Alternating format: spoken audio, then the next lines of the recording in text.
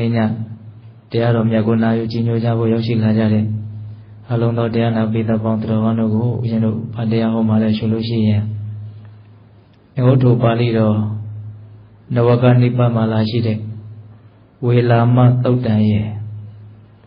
နိဒာနဝကတန်ယုတ်ပါဠိတော်အနမတကတန်ယုတ်မှာလာရှိတဲ့ဝေပုံလပပတ္တသုတ်တံရဲ့အဲ့ဒီသုတ်တံတရားဒေသနာနှစ်ပုဒ်ကိုအခြေခံပြီးတော့အနိစ္စတင်ညာသို့မဟုတ်အမျက်ဆုံးကုသိုလ်လို့တရားကောင်းခြင်းလေးပေးပြီးတော့ပိဿပေါင်းတော်ကောင်းတို့ကိုဦးဇင်းတို့ဟောပါနော်အနိစ္စတင်ညာသို့မဟုတ်အမျက်ဆုံးကုသိုလ်တဲ့အနိစ္စတင်ညာဆိုတဲ့စကားလုံးလေးအနိစ္စဆိုတာမတည်မြဲတဲ့သဘောတင်ညာဆိုတာကအမှတ်ရသင်္ခါရလောကရဲ့မတည်မြဲတဲ့သဘာဝကိုအမှတ်ရတာကိုအနိစ္စတင်ညာအဲ့ဒီအနိစ္စတင်ညာဆိုတဲ့ကုသိုလ်ဟာကုသိုလ်ကောင်းမှုတွေထဲမှာအလွန်တရာမှကြီးကျယ်မြင့်မြတ်တယ်လို့ဝေလာမသုတ်တံမှာမြတ်စွာဘုရားကကုသိုလ်ကောင်းမှုတို့ရဲ့တန်ဖိုးကိုနှိုင်းယှဉ်ပြတဲ့အခါမှာသူ့ကိုထိတ်ဆုံးမှထားပြီးတော့မြတ်စွာဘုရားဟောပြတယ်နော်အနိစ္စတင်ညာမတည်မြဲမှုကိုအမှတ်ရခြင်းဒါဟာအလွန်ကြီးကျယ်မြင့်မြတ်တဲ့ကောင်းမှုကြီးဖြစ်တယ်လို့ဝေလာမသုတ်တံမှာမြတ်စွာဘုရားဟောထားတယ်အဲ့ဒီအနိစ္စတင်ညာဆိုတဲ့ကုသိုလ်ကောင်းမှုတို့ရေးကိုဖြစ်အောင်ကြိုးစားအထောက်တဲ့နေရာမှာဦးဇင်းတို့အထောက်အကူပြုစီဖို့ဆိုတဲ့ရည်ရွယ်ချက်နဲ့နော်ဝေပုံလပပတ္တသုတ်တံဆိုတာကိုဆက်ပြီးတော့ပြောမှာပါဒါကြောင့်ဒီကနေ့ညပိဿပေါင်းတော်ကောင်းတို့ဝေလာမသုတ်တံနဲ့ဝေပုံလပပတ္တသုတ်တံတရားဒေသနာနှစ်ပုဒ်ကိုအခြေခံပြီးတော့နေစာတင်ညာသို့မဟုတ်အမျက်ဆုံးကုသိုလ်လို့တရားကောင်းစဉ်လေးပေးပြီးတော့ဒါဟောကြရနာကြရအောင်နော်ဒီတရားဒေသနာတော်ကိုမဟောကြားသေးခင်မနာကြားသေးခင်မှာတရားတော်အလုံးကိုဟောကြားတော်မူခဲ့တဲ့ဘုရားရှင်ကိုရောမြတ်ရဲ့အင်မတန်အေးချမ်းကြည်လင်တော်မူတဲ့မဟာကရုဏာကိုတိစရာတရားလုံးစုံကိုသိတော်မူမြင်တော်မူတဲ့သဗ္ဗညုတဉာဏ်ဒီဟုသောပညာကိုထိုမဟာကရုဏာကိုပညာကိုနှစ်ပါးစုံတို့ဖြင့်ပြည့်စုံတော်မူတဲ့ဘုရားရှင်ကိုရောမြတ်ကိုယူသိမြတ်တို့ရှိခိုးပူတော်ကြအောင်စို့အလုံးလက်အုပ်ချီမှုပြီးတော့အာယုပြုကြရအောင်ကရုဏာတိတလဟရယံပညာပေဇောတဝိယတမောဟတမသာနေရမရလောကကရုံဝန္တိဒုက္ကတံဂတိဝိမု ṭ ံကရုဏာတိတလဟရယံမဟာကရုဏာတော်ဖြင့်ဤမြသောစိတ်နှလုံးလေးရှိတော်မူပါ၏ထသောပညာပေဇောတဝိယတမောဟတမ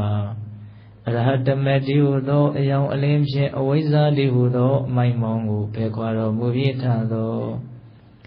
သာနေရမရလောကကရောလူနှင့်မြမတ္တဝါနန္ဒတို့ဤကြောက်ထီတန်းတို့လေးကတို့ပြုရာတဆူရီသောဆရာသခင်လည်းဖြစ်တော်မူပါ၏ထသောဂတိဝိမု ṭ ံဒေဝမနုဿာနိရယနှင့်ပေတတရိစ္ဆာလာယအရှိငါတံသောဂတိတော်မာလီသူသဖြင့်ကင်းလွတ်တော်မူ၏ထသောဒုက္ကတံတတ္တဝါတို့အားအကျိုးများကြောင့်ဟုတ်မှန်သောစကားကောင်းကိုသာမြတ်ဆိုတော်မူပါ၏ထသောဗုဒ္ဓံသစ္စာလေးရတရားမြတ်ကိုလက်ပေါ်တင်ထားပရမကဲ့သို့ပြတ်သားထင်လင်းသည်မြင်ပေတတ်ဘုရားရှင်ကိုယ်တော်မြတ်ကြီးကိုမေယံတရားဟောပုဂ္ဂိုလ်တရားနာပုဂ္ဂိုလ်ခေါ်ဆိုပညာပရမတ်မမူယုံနာနှဖျားဖြစ်ကြပါသောဘုရားတပည့်တော်တို့သည်ဝေနေဝနာမှာကာယဝေစီမနောခြေသုံးလိဒွါရပနာမဖြင့်ဒုက္ခယောကျိုးလက်စုံမိုးပါရှိခိုးဥညွတ်ပါ၏မြတ်စွာဘုရား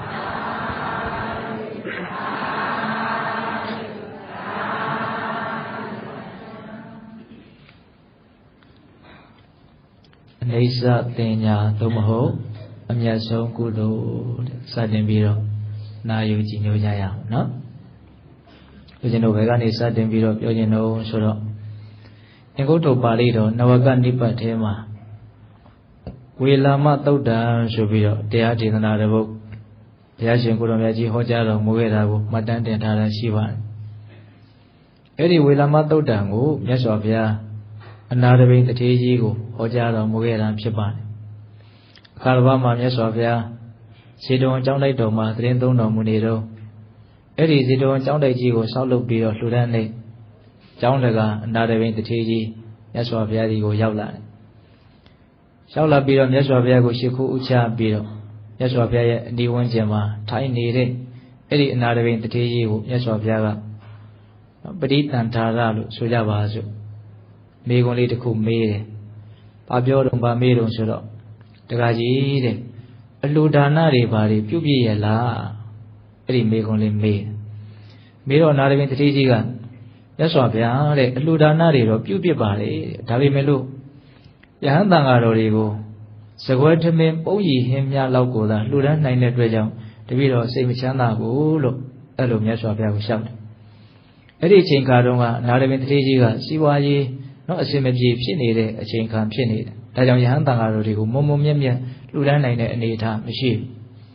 နောက်သူတွေကနေပြီးတော့ခြေငှားပြီးတော့နောက်ဂုံတယ်ငယ်လေးတွေကပြန်ပြီးတော့မပေးတာကတကြောင်နောက်မြေကမ်းဘေးမှာမြုပ်ထားတဲ့ဥစ္စာပစ္စည်းတွေမြင့်ရည်တိုက်စားမှုကြောင့်နောက်ဆုံးရှုံးသွားတာကလည်းတကြောင်အမျိုးမျိုးသောအကြောင်းကြောင့်နာရပိန်တထေးကြီးဟာအဲ့ဒီအချိန်မှာဥစ္စာပစ္စည်းတော့နွမ်းပါပြီးတော့စီဝါရေးအစင်မပြေတဲ့အနေအထားမျိုးကိုရောက်နေတာဒါကြောင့်သူကောင်းကောင်းမွန်မွန်မလှူနိုင်အဲ့လိုကောင်းကောင်းမွန်မွန်မလှူနိုင်တာကိုစိတ်မကောင်းခြင်းကြီးစွာဖြင့်မြတ်စွာဘုရားကိုသူလျှောက်တယ်လျှောက်တော့မြတ်စွာဘုရားကဘာမင်းရှိတော့ဆိုတော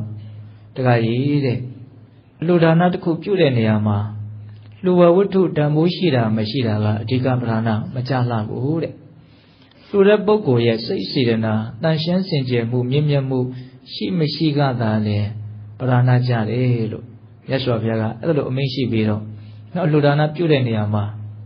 ဒီဒါနကောင်းမှုရဲ့အကျိုးဆက်ဟာအလွန်တရာကြီးကျယ်တဲ့ဒီအလုပ်ဟာအလွန်မြင့်မြတ်တဲ့အလုပ်ဖြစ်တယ်လို့ဒီဒါနရဲ့နောက်ကောင်းကျိုးချမ်းသာကိုဖြစ်စေနိုင်တဲ့အစွမ်းတတ္တိကိုယုံကြည်တဲ့တတ္တာတရားအဲ့ဒီတတ္တတရားထက်ထက်တန်တန်ထားပြီးတော့ရိုးရိုးသေးသေးနဲ့လေးလေးစားစားကိုလှုပ်တဲ့အလုပ်ရဲ့တန်ဖိုးကိုနားလည်ပြီးတော့ဂယုတစိုက်တော့ဘေးကန်းလှူဒန်းမယ်ဆိုလို့ရှိရင်အလွန်ကြီးကျယ်မြတ်မြတ်တဲ့အကျိုးကိုရနိုင်တယ်။လှူတဲ့တန်းတဲ့နေရာမှာယုံကြည်မှုတရားတရားကလည်းသိမရှိလာဘူး။ရိုးရိုးသေးသေးလှူတာလည်းမရှိဘူး။လွှန့်ပစ်လိုက်တယ်လို့မျိုး။တစုံတယောက်ကိုတစ်ဆင့်အပေးခိုင်းလိုက်တာမျိုးဒါမျိုးဆိုလို့ရှိရင်သိပြီးတော့အကျိုးပဲမကြီးကျယ်ဘူး။ဟုတ်လား။ဒါကြောင့်အလှူဒါနပြုတဲ့နေရာမှာလှူဝဝတ္ထုတန်ဖိုးရှိတာမရှိတာတဲ့လူတဲ့ပုဂ္ဂိုလ်ရဲ့စိတ်စေတနာမွန်မြတ်မှုရှိခြင်းမရှိခြင်းကပါလုံးပြီးတော့ပဓာနာကြတယ်။နောက်တစ်ချက်ကနောက်အလှူဒါနတစ်ခုရဲ့ကောင်းကျိုးချမ်းသာကြီးမားမှုမကြီးမားမှုဆိုတာကအလှူခံပုဂ္ဂိုလ်ရဲ့စိတ်ဓာတ်တန်ရှင်းစင်ကြယ်မှုရှိမရှိဆိုတာပေါ်မှာလည်းပဲအများကြီးမူတည်သေးတယ်။အဲ့ဒီအချက်ကိုမြတ်စွာဘုရားကအဲ့ဒီသုတ်တံမှာဒါနာကအနေနဲ့အလွန်ဦးစားပေးပြီးတော့ဟောတာကိုတွေ့ရတယ်။အဲ့ဒီမှာမြတ်စွာဘုရားကနာရပိန်တထေးကြီးကိုတခါကြီးတဲ့တစ်ချိန်လုံးကဖြစ်ခဲ့ဘူးတာလေးတစ်ခုကိုငါပြောပြမယ်။ဟိုးလွန်ခဲ့တဲ့အလွန်ရှည်လျားတဲ့ကာလတစ်ခုတုန်းကဝေလာမပုံနာဆိုတာရှိခဲ့ဘူးတဲ့အလွန်တရာမှချမ်းသာကြွယ်ဝတဲ့တထေးကြီးတစ်ယောက်လည်းဖြစ်တယ်။ဥစ္စာပစ္စည်းချမ်းသာကြွယ်ဝမှုကြီးမားသလောက်အလွန်တရာမှလည်းရက်ရောတဲ့နှမျောဝန်တုံမှုနေပါတဲ့တထေးကြီးတစ်ယောက်လည်းဖြစ်တယ်။အဲ့ဒီဝေလာမတထေးအဲ့ဒီဝေလာမပုံနာဟာအလွန်တရာမှဒါနာကောင်းမှုကိုကြီးကြီးမားမားပြုလုပ်တဲ့ပုဂ္ဂိုလ်လည်းဖြစ်တယ်။လောက်ဒီဒါနာကောင်းမှုကိုပြုလေဆိုလို့ရှိရင်တချို့သူလူတာတန်းတာကိုပဲနောက်မိခိုးပြီးတော့နောက်စီဝါရေးကိုတိတိယောက်ယောက်မလုပ်ကြတဲ့ပုဂ္ဂိုလ်တွေတောင်ရှိတယ်လို့ဆိုတယ်။ဟုတ်လား။နောက်မြည်ရည်များတသွင်သွင်စီးနေတယ်လို့သူ့ရဲ့ဒါနာကောင်းမှုကိုဘယ်တော့မှရက်တန့်တယ်ဆိုတာမရှိဘူး။လူတဲ့တန်းတဲ့နေရာမှာလည်းပဲနောက်ဆုံးသူကအလွန်တန်ဖိုးရှိတာတွေကပေးတဲ့လူတဲ့အနေအထားကိုရောက်တယ်။ရွှေတွေငွေတွေရတနာပစ္စည်းတွေအဲ့ဒါတွေကိုပါပေးတာလှူတာဟုတ်လားအဲ့ဒါမြတ်စွာဘုရားကအဲ့ဒီသုတ်တံမှာဝေလာမပုံနာကြီးရဲ့နောက်အလှူဒါနကိုအလွန်ကြီးကြီးကျယ်ကျယ်ခမ်းခမ်းနားနားမြတ်စွာဘုရားဟောထားတာနောက်အဲ့လိုဟောပြီးတော့မြတ်စွာဘုရားကနာရပိန်တထေးကြီးကိုဗာမင်းရှိတော့ဆိုတော့တခါကြီးတဲ့အဲ့ဒီတော့ကဝေလာမပုံနာဆိုတာတခြားပုဂ္ဂိုလ်တဦးတယောက်မြန်ဖြစ်လေသလားလို့တင်တန်ရမဖြစ်နေတဲ့အဲ့ဒီတော့ကဝေလာမပုံနာဆိုတာငါကိုယ်တိုင်ဖြစ်ခဲ့တာတဲ့ဆိုလိုတာကနောက်တဆင်ကြားစကားနဲ့မှန်းရံပြီးတော့ပြောတာမျိုးမဟုတ်ဘူးကိုယ့်ရဲ့ဖြစ်ပျက်ခဲ့တဲ့အတွေ့အကြုံကိုကိုယ်တိုင်ပြန်ပြီးတော့မြတ်စွာဘုရားကပုပ္ပိနိဝါဒတုတ်တိအပင်ဉ္ဇဉ်ကိုအသုံးပြုပြီးတော့ကြည်ပြီးတော့တိတိကျကျပြောတာပေါ့နော်ခိုင်မာအောင်မြတ်စွာဘုရားအဲ့လိုလဲအမိန့်ရှိသေးတယ်အဲ့လိုအမိန့်ရှိပြီးတော့မြတ်စွာဘုရားဘာဆက်အမိန့်ရှိပြန်တော့ဆိုတော့တခါကြီးတဲ့အဲ့ဒီငါဘုရားအလောင်းတော်ဝေလာမပုံနာဘဝတုန်းကအလွန်ကြီးကျယ်တဲ့ဒါနကောင်းမှုကြီးတွေကိုပြုခဲ့တယ်ဘလောက်ကြီးကျယ်ပါတယ်ပဲလို့ဆိုဒီသာသနာတော်တွင်မှာသောတာပန်ပုဂ္ဂိုလ်တဦးတယောက်ကိုပေးရလှူရတာလောက်တန်ဖိုးမရှိဘူးတဲ့ ဘာလို့လဲဆိုတော့အဲ့ဒီတုန်းကငါရဲ့အလှူဒါနကိုစင်ကြယ်အောင်သုတ်သင်နိုင်တဲ့အလှူခံပုဂ္ဂိုလ်တယောက်မှငါမရခဲ့ဘူးတဲ့ဟုတ်လားအဲ့ဒီမှာမြတ်စွာဘုရားကဒါနတွေကိုအချင်းချင်းနှိုင်းယှဉ်ပြီးတော့တန်ဖိုးအကြီးအသေးကိုဝေဖန်ပြဟုတ်လားဒီသုတ်တန်ရဲ့အဓိကနော်ရည်ရွယ်ချက်ကကုသိုလ်ကောင်းမှုတွေရဲ့တန်ဖိုးကိုမြတ်စွာဘုရားကနှိုင်းယှဉ်ပြတာပါပဲကုသိုလ်ကိုမြတ်လို့ကြတဲ့ကုသိုလ်ကိုအားကိုးတဲ့စိတ်နဲ့ကုသိုလ်ကိုတန်ဖိုးထားပြီးတော့ရကျင်များတဲ့ရှားဖွေကြတဲ့ပုဂ္ဂိုလ်တွေအတွက်မလွဲမသွေတိလိုက်တဲ့သုတ်တန်တစ်ခုလို့လည်းဦးဇင်းကတော့ယူဆတယ်ပေါ့ကုသိုလ်ဆိုတိုင်းလည်းပဲတန်ဖိုးကတူတာမဟုတ်နော်ကုသိုလ်ဆိုရင်တော့ဘယ်ကုသိုလ်ပဲဖြစ်ဖြစ်နော်အနာဝိဇ္ဇဒုက္ခဝိပါကအပြစ်ကင်းတဲ့သဘောကောင်းကျိုးချမ်းသာကိုပေးတဲ့သဘောရှိတာဆိုတော့နော်မျက်နှိုးတိုက်တာကြီးပါပဲတန်ဖိုးရှိတာကြီးပါပဲသို့တော့တန်ဖိုးရှိတာချင်းတူပေမဲ့လို့တန်ဖိုးအကြီးအသေးကြတော့မတူသုံးလို့ရတဲ့ပိုက်ဆံမှန်ရင်ဘယ်ပိုက်ဆံပဲဖြစ်ဖြစ်တန်ဖိုးတော့ရှိတာပေါ့ဒါပေမဲ့တန်ဖိုးအကြီးအသေးကတော့ကွာမနေဘူးလားပိုက်ဆံဆိုတိုင်းလည်းပဲတန်ဖိုးအတူတူလို့ဆိုလို့မရဟော1000တန်းနဲ့1000တန်းနဲ့တန်ဖိုးတူမလားမတူအဲ့လိုပဲကုသိုလ်ကောင်းမှုမှာလည်းပဲဘယ်ကုသိုလ်တဲ့ဘယ်ကုသိုလ်ကတာလုံးပြီးတော့တန်ဖိုးရှိတယ်ဆိုတာကိုနားလည်ဖို့လိုတယ်ခုအဲ့ဒါမြတ်စွာဘုရားကဒါနကုသိုလ်တွေအချင်းချင်းကိုအရင်နှိုင်းယှဉ်ပြပြီးတော့မှတခြားကုသိုလ်တွေရဲ့တန်ဖိုးကိုဆက်ပြီးတော့နှိုင်းယှဉ်ပြပါအောင်ဝေလာမဘုံနာကြီးဘုရားတော်ကလှူခဲ့တန်းခဲ့တဲ့အလှူဒါနဟာသောတာပန်တူတယောက်နော်ဒသနတမ္ပရာယသစ္စာလေးပါးကိုသိတဲ့မြင်တဲ့ဉာဏ်နဲ့ပြည့်စုံတဲ့သောတာပန်တူတယောက်ကိုပေးရလှူရတာလောက်အမြင့်မြတ်ဖို့တဲ့သောတာပန်တရားကိုလှူရတာတဲ့တဂရဂံတယောက်ကိုပေးရလှူရတာကတာလုံးပြီးတော့မြင့်မြတ်တဲ့ဟောတက်သွားတယ်နော်တဂရဂံတရားကိုလှူရတာတဲ့အနာဂံတယောက်ကိုပေးရလှူရတာကတာလုံးပြီးတော့မြင့်မြတ်တယ်အနာဂံတရားကိုလှူရတာတဲ့ယဟန္တာတယောက်ကိုပေးရလှူရတာကတာလုံးပြီးတော့မြင့်မြတ်တယ်ယဟန္တာအပန်းတရားကိုလှူရတာတဲ့ပိစေကဗုဒ္ဓအရှင်မြတ်တစ်ပါးကိုပေးရလှူရတာကတာလုံးပြီးတော့မြင့်မြတ်တယ်ပိစေကဗုဒ္ဓပိစေကဆိုတာအတိအတိတိချသစ္စာလေးပါးကိုဘယ်သူမှမပြောဘဲနဲ့သူလည်းပဲဆရာမကူတင်ရဘူးညာနဲ့ကိုယ်တိုင်ထွထွင်းပြီးတော့သိတာပဲဒါပေမဲ့လို့သူတစ်ပါးကိုတဆင့်သိအောင်ပြန်လဲပြောပြနိုင်တဲ့စွမ်းရည်တတိတော့မရှိဘူးဒါကိုပိစေကဗုဒ္ဓနှစ်သင်ချေနဲ့ကဘာတသိန်းအနည်းဆုံးပါရမီဖြည့်ပြီးတော့မှအတိတုဉာဏ်တို့ကိုရထားကြတဲ့ပုဂ္ဂိုလ်တွေပေါ့အဲ့တော့ယဟန္တာအပန်းတရားကိုလှူရတာတဲ့အဲ့ဒီပိစေကဗုဒ္ဓတစ်ပါးကိုလှူရတာတာလွန်ပြီးတော့မြင့်မြတ်တယ်ပိစေကဗုဒ္ဓအပန်းတရားကိုလှူအပ်တန်းရတာတဲ့တမ္မာသမ္ဗုဒ္ဓဘုရားတဆူကိုလှူအပ်တန်းရတာတာလွန်ပြီးတော့မြင့်မြတ်တယ်ဟောဒါလေးကိုဦးဇင်းတို့ပေးတဲ့ပေါင်းတော့တတိလေးထားပြီးတော့စဉ်းစားကြည့်အလှူဒါနတစ်ခုရဲ့နော်တန်ဖိုးအကြီးအသေးဟာအလှူခံပုဂ္ဂိုလ်ရဲ့စိတ်သက်တန်ရှင်းစင်ကြယ်မှုဘလောက်ရှိတယ်လဲမရှိဘူးလဲဆိုတာပေါ်မှာ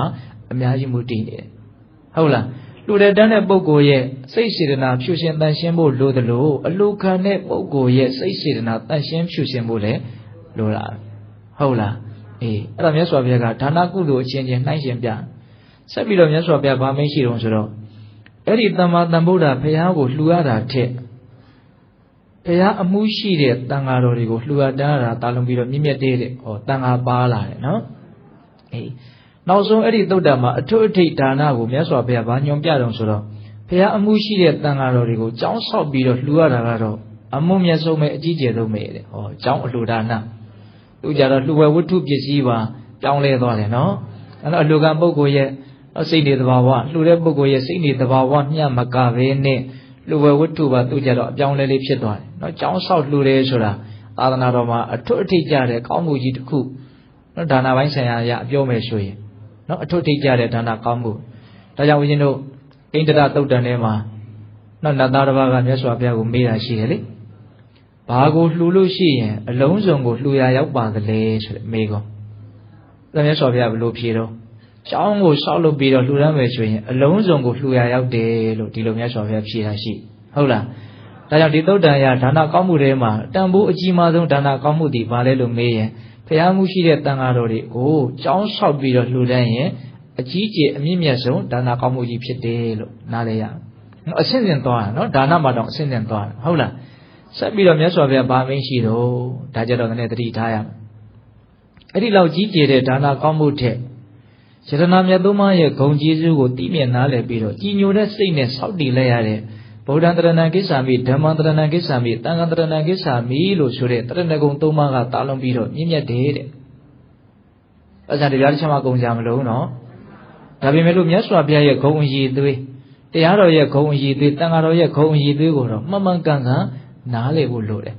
နားလည်ုံမျှနဲ့ပြည့်စုံမိတာမပြည့်စုံသေးဘူးကြည်ညိုတဲ့စိတ်လည်းရှိဖို့လိုတယ်အဲ့ဒီကြည်ညိုတဲ့စိတ်နဲ့သိမြင်နားလည်မှုရှေ့တန်းတင်ပြီးတော့နော်လေးလေးနက်နက်စောင့်တည်ကျင့်သုံးလိုက်ရတဲ့စေတနာမြတ်သုံးပါးမှတပါးနော်တန်တရားလွတ်မြောက်ရေးမှာချမ်းသာတဲ့ချမ်းသာမှရရေးမှာဒုက္ခခတ်သိငြိမ်းရေးမှာအားကိုးစရာသိမြင်ဘာမှမရှိဘူးလို့သိမြင်နားလည်ပြီးတော့တရဏဂုံသုံးပါးကိုစောင့်တည်လိုက်မယ်ဆိုရင်သောတတော်ကကြီးကျယ်လှပါတယ်ဆိုတဲ့ဒါနကောင်းမှုထက်တာလွန်မြင့်မြတ်တဲ့ကောင်းမှုကိုပြုရန်ရောက်တယ်နော်သူ့ကိုကြည့်လို့ရှိရင်အရင်ဒီလည်းတိတ်မများပဲနဲ့အကျိုးအမြတ်ကြတော့ဘာဖြစ်လို့များနေတာတုံးလို့စဉ်းစားရရှိတာဒါကအရင်ဒီကလူတွေကမျက်စိနဲ့မြင်လွယ်တဲ့အရင်ဒီလောက်ကိုပဲ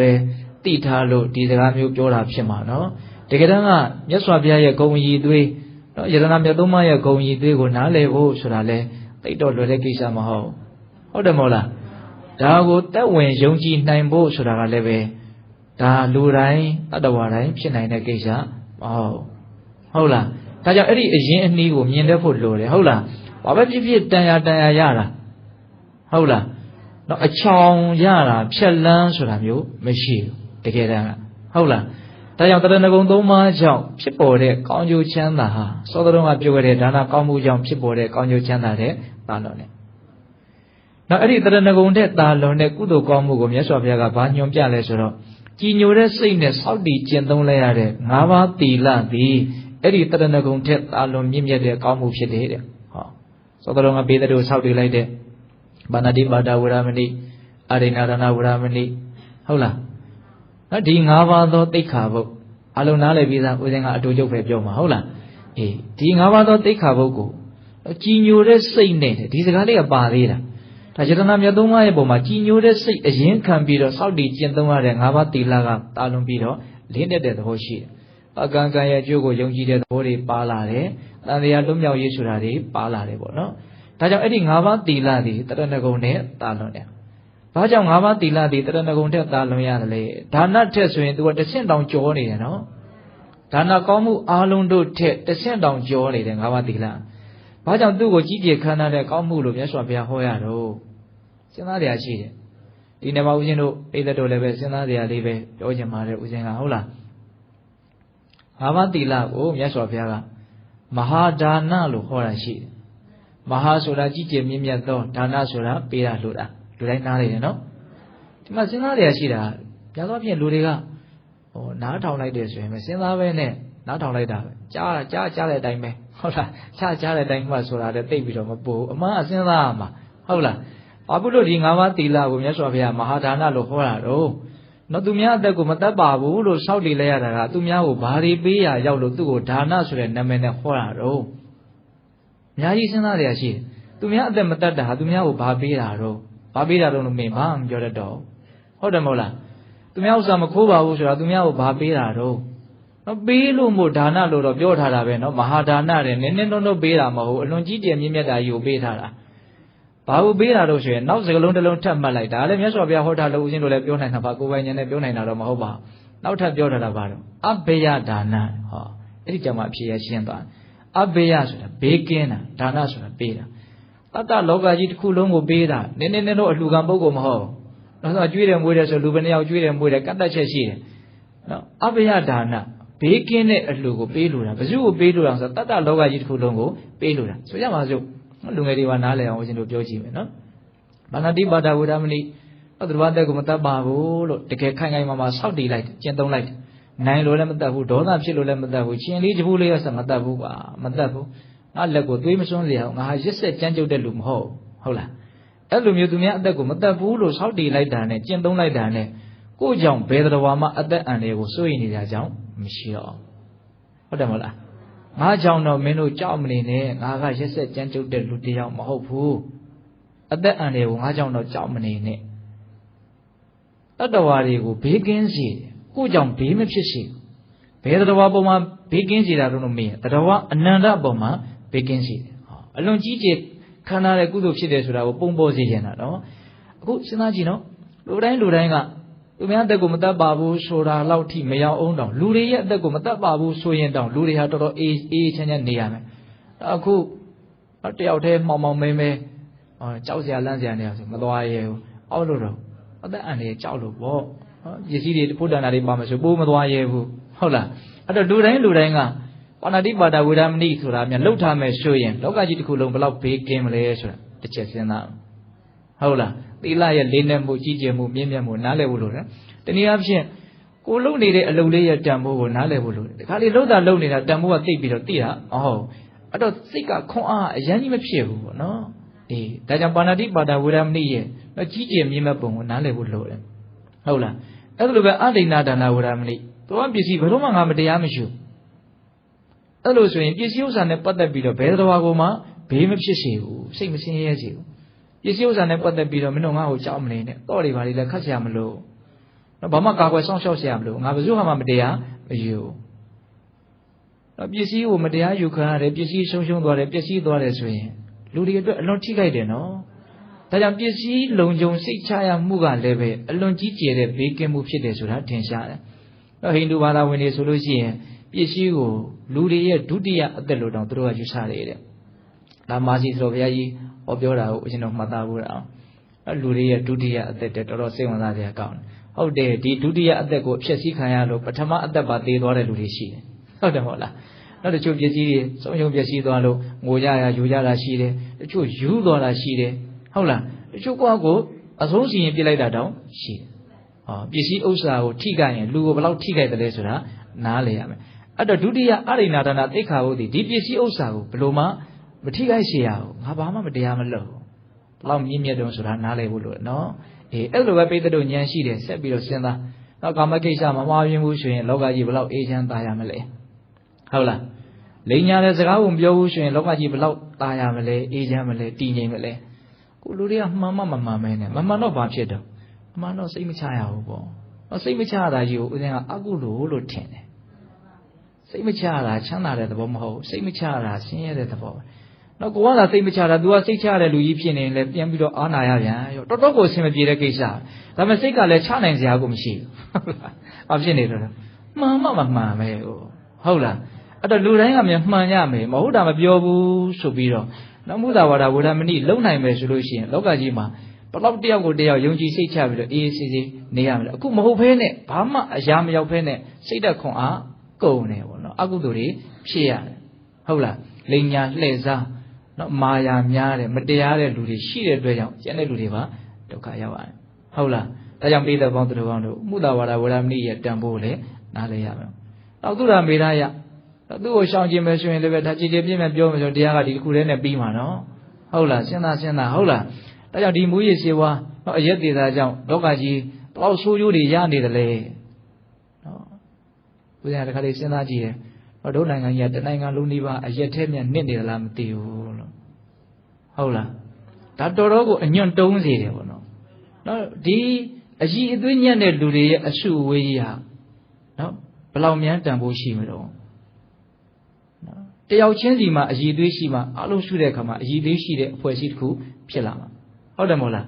ဟိုလူကြည့်တော့လည်းပဲအကြီးအသွေးမရှိခညံ့ညံ့ဒီလိုကြည့်တော့လည်းပဲအည်အသွေးမရှိခညံ့ညံ့ခပ်ပေါ်ပေါ်ခပ်ပြင်းပြင်းခပ်နှုံနှုံဟုတ်လားဒါမျိုးတွေရစုနေဆိုဘယ်တော့တန်ဖို့ရှိတဲ့အဖွဲ့အစည်းဖြစ်မလို့ဟုတ်လားဒါကြောင့်လူတွေဟာ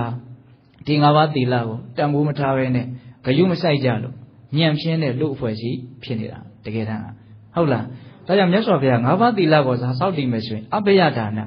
ကိုချမ်းသာအောင်ဘေးကင်းအောင်လုပ်ယုံများမကဘဲနဲ့တတ္တလောကကြီးတစ်ခုလုံးကိုဘေးကင်းအောင်လုပ်ရရောက်တယ်ဘေးကင်းမှုကိုပေးလှူတာဒါကြောင့်မလို့သူ့ကိုမဟာဒါနလို့ပြောကြီးကျယ်မြင့်မြတ်တဲ့အလှူလို့ဟောတာတော့ထင်သာမြင်သာတာကိုပေးတာတော့မှလူတွေကအထင်ကြီးတာကိုဟုတ်လားပါဏာတိပါဒဝေဒမဏိလို့လှုပ်ထားတဲ့လူကိုကြတော့အထင်ကြီးရအောင်မသိပြီးတော့မသိဘူးတကယ်တမ်းကဘယ်ဟာပို့ပြီးတော့ထိရောက်တော့လောကကြီးမှာဘယ်ဟာပို့ပြီးတော့ထိရောက်တော့ပါဏာတိပါဒဝေဒမဏိကပို့ထိရောက်တယ်နော်ဘာဒီဘလောက်ပဲပေးနေနော်ဘေးကင်းတာကိုမပေးနိုင်ဘူးဆိုရင်တကယ်မချမ်းသာမှုမရပါဟုတ်လားတကယ်တမ်းလူတွေမှာလိုအပ်နေတာကဘာလဲစဉ်းစားဖို့လိုတယ်နော်စဉ်းစားဖို့လိုတယ်ဒါကြောင့်ပိဋကပေါင်းသူတော်ကောင်းတို့ဥစ္စာပစ္စည်းပြည့်စုံခြင်းနဲ့ဘေးကင်းခြင်းနှစ်ခုရှင်းလာပြီဆိုရင်ဘာကိုယူမလဲလို့မေးရင်ရုပ်တရက်တော့ဥစ္စာပစ္စည်းယူမယ်လို့ပြောကောင်းပြောလိုက်မယ်နော်ဒါပေမဲ့သေချာစဉ်းစားကြည့်ရင်ဘာကိုယူမလဲဘေးကင်းမှုကိုယူမယ်နော်ဥစ္စာပစ္စည်းတွေတော့ပေါ်တယ်မင်းဘေးမကင်းဘူးဆိုရင်ဘေးမကင်းတဲ့ဥစ္စာပစ္စည်းမရခြင်းဒီလိုဖြစ်တယ်ဟုတ်လားဒါကြောင့်ဘေးကင်းခြင်းကိုပေးရတာဘယ်လောက်တန်ဖိုးရှိလဲဆိုတာ နားလေရသီလတစ်ခုတည်းနဲ့တရားပြီးတော့မနေတူတယ်ဟုတ်လားအဲ့ဒါပိဿပေါင်းသူတော်ကောင်းတို့တရဏဂုံထက်ကြည်ညိုတဲ့စိတ်နဲ့စောင့်တည်လိုက်ရတဲ့၅ပါးသီလကအလုံးမြင့်မြတ်တယ်အဲ့ဒီလောက်ကြီးကျယ်မြင့်မြတ်တဲ့၅ပါးသီလထက်မေတ္တာတရားကတာလုံးပြီးတော့မြင့်မြတ်ပြန်နေတဲ့ဟောသူ့ထက်သူလူစွမ်းကောင်းတွေတက်လာတယ်နော်၅ပါးသီလထက်ဘာကတာတယ်မေတ္တာတရားတာတယ်အဲ့ဒါမေတ္တာဆိုတာဘာတော့ပိဿတို့လည်းအလုံးနားလည်ကြပြီးသားပါမေတ္တာဆိုတာဘာလဲလို့မေးရင်တိတိမိမိတလုံးလေးနဲ့ပြည့်စုံအောင်ဖြည့်နိုင်ဖို့တုံတန်ယုံဘုဒ္ဓနဲ့တုံတန်ယုံအတိနဲ့တော့မလွယ်သေးဘူးလို့ထင်တယ်ဖြည့်ကြည့်ပါအောင်စိတ်ကူးလေးနဲ့မေတ္တာဆိုတာဘာလဲလို့မေးလိုက်တယ်တတ္တဝါတွေရဲ့ကောင်းကျိုးချမ်းသာကိုလိုလားတာဟုတ်လားတတ်ထက်ပို့ပြီးတော့တူတူလေးပြောရရင်သူတစ်ပါးကိုချမ်းသာစေခြင်းတာတို့ပို့တူတယ်နော်သူတစ်ပါးကိုချမ်းသာစေခြင်းတာမေတ္တာပဲနော်သူတစ်ပါးဆိုတော့အလုံးပါသွားပြီဟုတ်လားအေးချမ်းသာစေခြင်းနဲ့ကောင်းစေခြင်းနဲ့စင်ပြေစေခြင်းနဲ့ဘေးရန်ကင်းစေခြင်းနဲ့ကျမ်းမာရေးကောင်းစေခြင်းနဲ့အရှင်ပြေတာဘာမှဖြစ်စေခြင်းကိုအရှင်ပြေတာလေးတွေဖြစ်ကြပါစေသက်သက်ကောင်းစားချမ်းသာစေခြင်းနဲ့စိတ်ကလေးကိုခေါ်တော့မေတ္တာအဲ့ဒီမေတ္တာကိုထပ်ထပ်ဖြစ်အောင်လုပ်နေတာကိုမေတ္တာပွားတယ်သို့မဟုတ်မေတ္တာပို့တယ်ဟုတ်လားအဲ့ဒီမေတ္တာတရားကိုမြတ်စွာဘုရားဒီမှာသီလထက်သာလွန်မြင့်မြတ်တဲ့ကောင်းမှုလို့ဟောတယ်ဘယ်လောက်ထိမြတ်စွာဘုရားအဲ့ဒီမှာဟောတော့ဆိုတော့ဂန္ဓောဟနမတ္တံပိမေတ္တာစိတ်တံဘာဝေယနော်ဂန္ဓောဟနမတ္တံပိနန္တာတရှုတရှိုက်ခန့်ကာလမြမေတ္တာစိတ်တံမေတ္တာစိတ်ကိုဘာဝေယဖြစ်စေတယ်အချိန်အများကြီးမဟုတ်ဘူးနော်နန္တာတရှုတရှိုက်ခန့်ကာလဆိုတော့ဘာမှပြောပါတော့တာမဟုတ်ချိန်ပါများစွာပွားများအထုတ်နိုင်မယ်ဆိုတော့ပြောဝယ်ရမရှိဘူးပေါ့ဟုတ်လားနန္တာတရှုတရှိုက်ခန့်များပွားများရတဲ့မေတ္တာကတော့အဲ့ဒါလောက်ကြီးကျယ်မြင့်မြတ်တဲ့ဆိုရင်ချိန်ပါများစွာပွားများအထုတ်ထားတဲ့မေတ္တာတရားဘယ်လောက်ကြီးကျယ်မလဲဆိုတာစဉ်းစားရအောင်အဲ့တော့ဒီနေ့မှာဦးဇင်းတို့ပြည်သက်ပေါင်းတော်ဟောတို့မေတ္တာလေးအလောက်လေးပွားတာနဲ့နောက်ဆုံးတော့ကပြောခဲ့တဲ့ဒါနထက်အရှင်းတွေကိုအများကြီးတာသွားပြီနော်တရဏဂုံသီလအဲ့ဒါရဲ့အထက်မှာမေတ္တာရှိတယ်ဘာကြောင့်သူကအဲ့လောက်ခရီးရောက်ရတာတော့ဒါလည်းစဉ်းစားသေးခြင်းခရီးရောက်တယ်ဆိုတော့လည်းပဲဘာလို့ရောက်တုံးဆိုတော့ရောက်လို့ရောက်တယ်လို့ပဲပြောကြပါစို့သူလည်းလွယ်တဲ့ကိစ္စမဟုတ်ဘူးမေတ္တာစစ်မှန်တဲ့မေတ္တာဖြစ်ဖို့ဆိုတာလွယ်တာမဟုတ်ဒီနေ့မှာပိဿပေါင်းတော်တို့ကိုချင်းစာစိတ်ကလေးကိုမှဖြစ်နေတဲ့အနေအထားလေးကိုပြန်စဉ်းစားကြည့်ရင်းနဲ့နားထောင်ကြည့်ရမယ်တရားဓမ္မတို့ဦးဇင်းတို့မေတ္တာတွေမရှိဘူးမဟုတ်ရှိတယ်ဒါပေမဲ့ကိုယ့်ပေါ်မှာကောင်းတဲ့လူတွေလောက်ကိုသာကိုယ့်ရဲ့မေတ္တာကရှော့ရှော့ရှူရှူသွားတာဟုတ်တယ်မဟုတ်လားကိုယ့်ပေါ်မကောင်းတဲ့လူကိုမုန်းတဲ့လူကိုနဲ့စိတ်သဘောထားမတိုက်ဆိုင်တဲ့လူကိုနဲ့အမြင်မတူတဲ့လူဆိုရင်တော့မေတ္တာကမသွားတော့ဘူးတွန်းဆုပ်နဲ့မေတ္တာမသွားဘဲနဲ့ဘာတွေသွားဒေါသတွေပဲသွားတယ်မေတ္တာမသွားဘူးနော်အဲ့ဒါမေတ္တာကဘာတော့အပမာဏတတ္တဝါကိုပမာဏပြလို့မရတဲ့အတိုင်းအတာထိမေတ္တာကရှိရမှာမေတ္တာစိတ်ဓာတ်ကလည်းပမာဏပြလို့မရတဲ့အတိုင်းအတာထိကြီးကြရမှာအခုကိုယ့်ရဲ့မေတ္တာတွေကကန့်သက်ချက်တွေနဲ့ကြီးနော်ဘယ်သူပေါ်မှာရှိတယ်ဘယ်သူပေါ်မှာမရှိဘူးငါနဲ့သဘောနဲ့တိုက်ဆိုင်ရင်ငါလို့အဲ့ဒါဆိုရင်တော့ရှိတယ်ဟာအဓိပ္ပာယ်လူတွေမရှိဘူးရှိစိတ်ထဲမှာတကယ်ကိုလှိုက်လိုက်လဲဖြစ်ကိုမဖြစ်ဘူးတော်မလွယ်ဘူးလို့ဦးဇင်းမြင်တယ်ဒါကြောင့်ဦးဇင်းတို့ပိဿတို့လည်းပဲနာယူဖို့မှာပါရမီတရားတော်ထဲမှာနော်သူမေတ္တာရှင်ရဲ့သေးကတရားဖြစ်ကိုပြုတတ်တဲ့ပါရမီတရားတွေနဲ့ပတ်သက်ပြီးတော့စဉ်းစားဆင်ခြင်တဲ့နေရာမှာမေတ္တာတရားနဲ့ပတ်သက်ပြီးတော့ဘယ်လိုစဉ်းစားဆင်ခြင်တော့ယထာပိဥဒကနာမကလျာဏီပါပကိစနေသမံဖရတိတေတေနဘဝဟိတိဇောမလံရေဆိုတာတဲ့လူဆိုပဲဖြစ်ဖြစ်လူကောင်းပဲဖြစ်ဖြစ်ချိုးလိုက်မယ်ဆိုရင်တူညီစွာအေးချမ်းစေတယ်ဆေးကြောမယ်ဆိုရင်တူညီစွာတန့်ရှင်းစင်ကြယ်စေတယ်ရေမှာမျက်နှာလိုက်တယ်ဆိုတာမရှိလူဆိုပဲဖြစ်ဖြစ်လူကောင်းပဲဖြစ်တောင်းရင်အတူတူစားပြေးမှာပဲချို့ရင်အတူတူအေးချမ်းမှာပဲနောက်ဆေးရင်အတူတူတန့်ရှင်းစင်ကြယ်စေမှာပဲဒါရေရဲ့သဘာဝအဲ့လိုပဲကိုယ့်ရဲ့မေတ္တာတရားကိုရေရဲ့သဘာဝတရားမျိုးဖြစ်အောင်ကြိုးစားနိုင်မယ်ဆိုရင်သင်ဟာဘုရားရှင်တဲ့ဧကံဖြစ်မယ်လို့ပြောတာကိုကျိုးကိုလိုလားတဲ့ပုဂ္ဂိုလ်ပဲဖြစ်ဖြစ်ကိုကျိုးကိုမလိုလားတဲ့ပုဂ္ဂိုလ်ပဲဖြစ်ဖြစ်ကိုပေါ်ကောင်းတာမကောင်းတာကဒါသူတို့ကဏ္ဍကိုတဏ္ဍာမှာမေတ္တာဖြစ်တာမဖြစ်တာကကိုယ့်ရဲ့အည်သွေးရှိမှုမရှိမှုတကယ်တမ်းကအဲ့တော့ကိုယ့်ရဲ့မေတ္တာကဒကာဓမ္မတို့ဦးညင်းတို့တွေက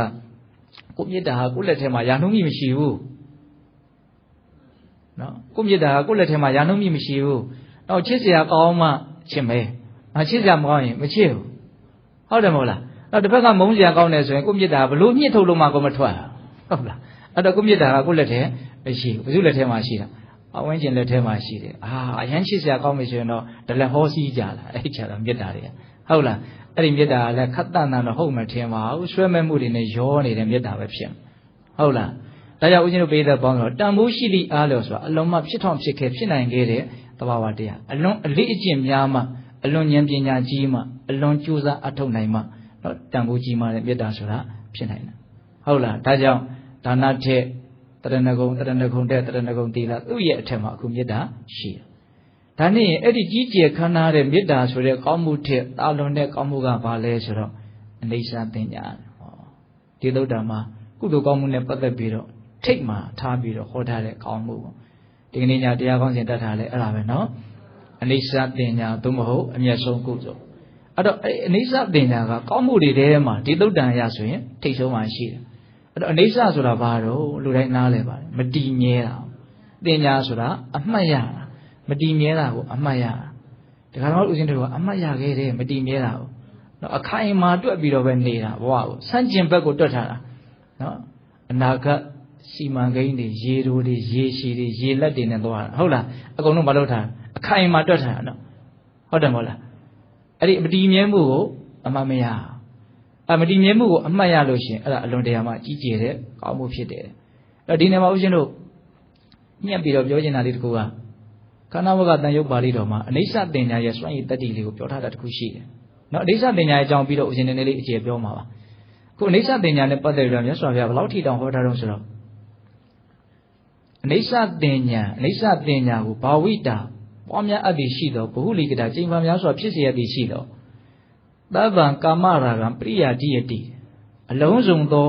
ကာမရဲ့ပေါ်မှာဆွဲမဲ့တဲ့လောဘကိုဖယ်ရှားပြစ်နိုင်တယ်မတည်မြဲတာကိုသာအမှတ်ရမယ်အဲ့ဒီအမှတ်ရမှုကိုထက်ခါဖြစ်စေမယ်ဆိုရင်ကာမရဲ့ပေါ်မှာဆွဲမဲ့တဲ့လောဘကိုဖယ်ရှားပြစ်နိုင်တယ်သဗ္ဗံရူပရာဂံပရိယာတိယတိရုပ်တည်းရဲ့ပေါ်မှာဆွဲမဲ့တဲ့လောဘကိုလည်းဖယ်ရှားပြစ်နိုင်တယ်သဗ္ဗံဘဝရာဂံပရိယာတိယတိအလုံးစုံသောဘဝတွေရဲ့ပေါ်မှာဆွဲမဲ့တဲ့လောဘကိုဖယ်ရှားပြစ်နိုင်တယ်သဗ္ဗံအဝိဇ္ဇံပရိယာတိယတိအလုံးစုံသောမတိမှုတွေကိုလည်းဖယ်ရှားပြစ်နိုင်တယ်သဗ္ဗံအတ္တမိမာနတမှုဟနတိအလုံးစုံသောအထင်မှားမှုငါဆိုတဲ့မာမာနအဲ့ဒီမာမာနမှန်သမျှတွေကိုပယ်နှုတ်ပြစ်နိုင်တယ်လို့မြတ်စွာဘုရားဟောတယ်။မတည်မြဲမှုကိုအမှတ်ရခြင်းရဲ့စွန့်ရည်တတ္တိကိုတို့အဲ့ဒါလိုနားလဲရနော်လောဘဓာတ်တွေကိုဖယ်ရှားပြစ်နိုင်တယ်။မတိမှုမောဟဓာတ်တွေကိုလည်းဖယ်ရှားပြစ်နိုင်တယ်။အထင်ရောက်မှုမာနဓာတ်တွေကိုလည်းဖယ်ရှားပြစ်နိုင်တယ်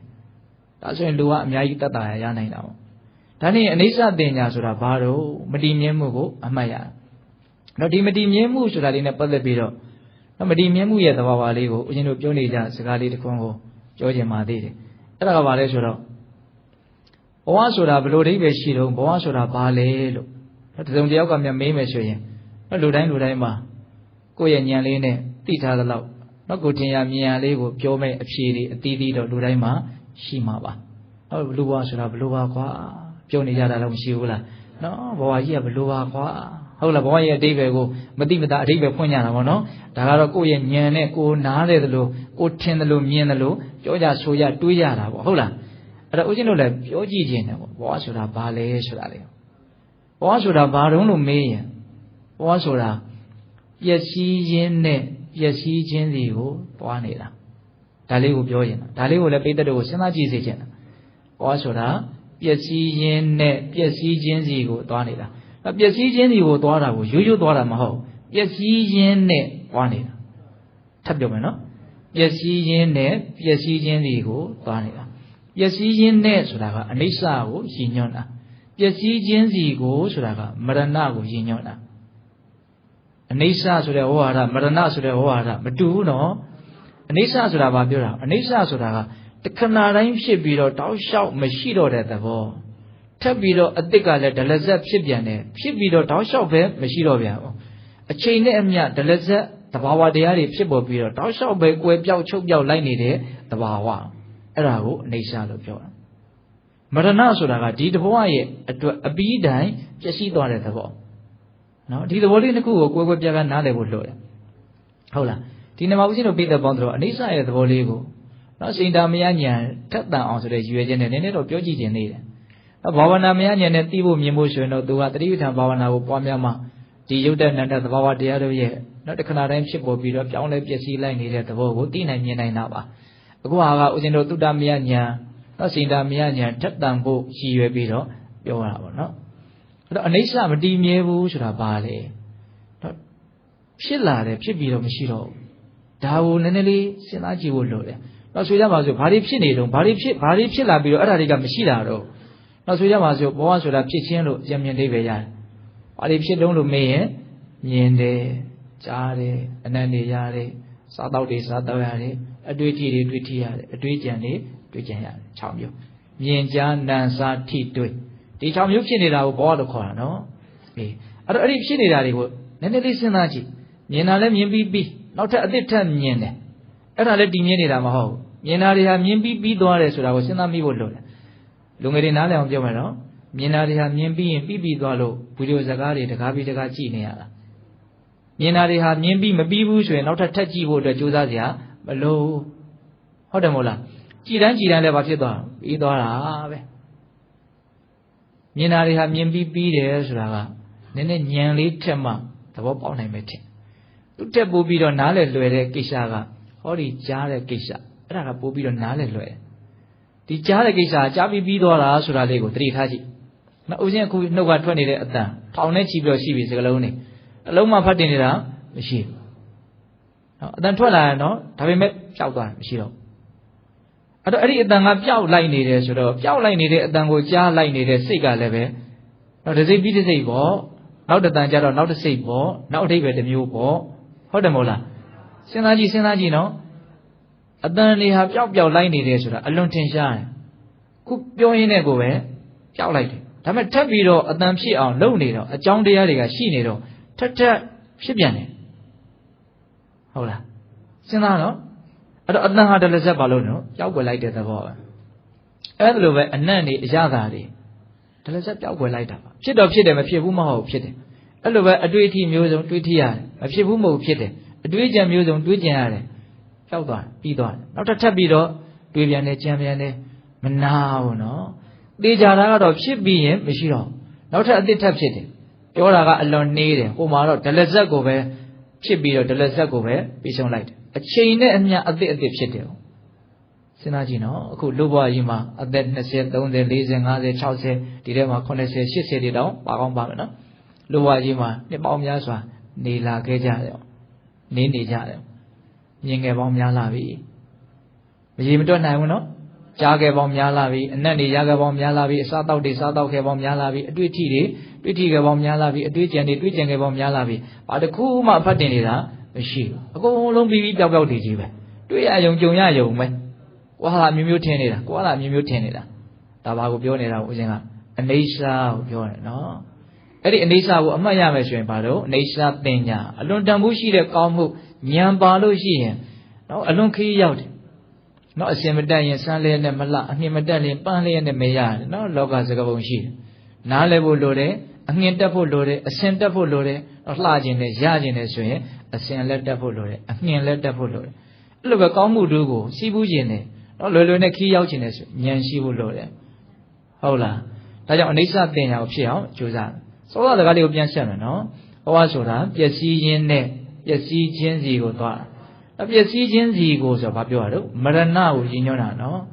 အဲ့ဒီမရဏပျက်စီးမှုကြတော့သူကပို့ပြီးတော့ထိတ်လန့်တုန်လှုပ်စရာကောင်းတယ်နော်အသက်ဝိညာဉ်ကင်းသွားပြီဆိုတာနဲ့ဒီရုပ်ခန္ဓာကိုယ်ကြီးအကြီးအကျယ်ဖောက်ပြန်သွားတယ်အသေးခင်ပျက်စီးတယ်ဆိုတာကဒီလိုရုပ်ဓာတ်သဘာဝလေးတွေထက်ဖြစ်နေတော့တိတ်ပြီးတော့ပုံမပြတ်တယ်လို့ထင်ရတယ်စောစောကကြည့်နေတဲ့ပုံတိုင်းပဲမနေ့တုန်းကလည်းဒီပုံပဲမှန်ကြည့်ဒီနေ့လည်းဒီပုံပဲပဲအချင်းပြတ်သွားတာတော့နားကုန်မလဲဟုတ်လားသေပြီးတကယ့်ကိုဒီဘဝအတွက်အပြီးတိုင်ပြက်ပြီးဆိုတဲ့အခါကျတော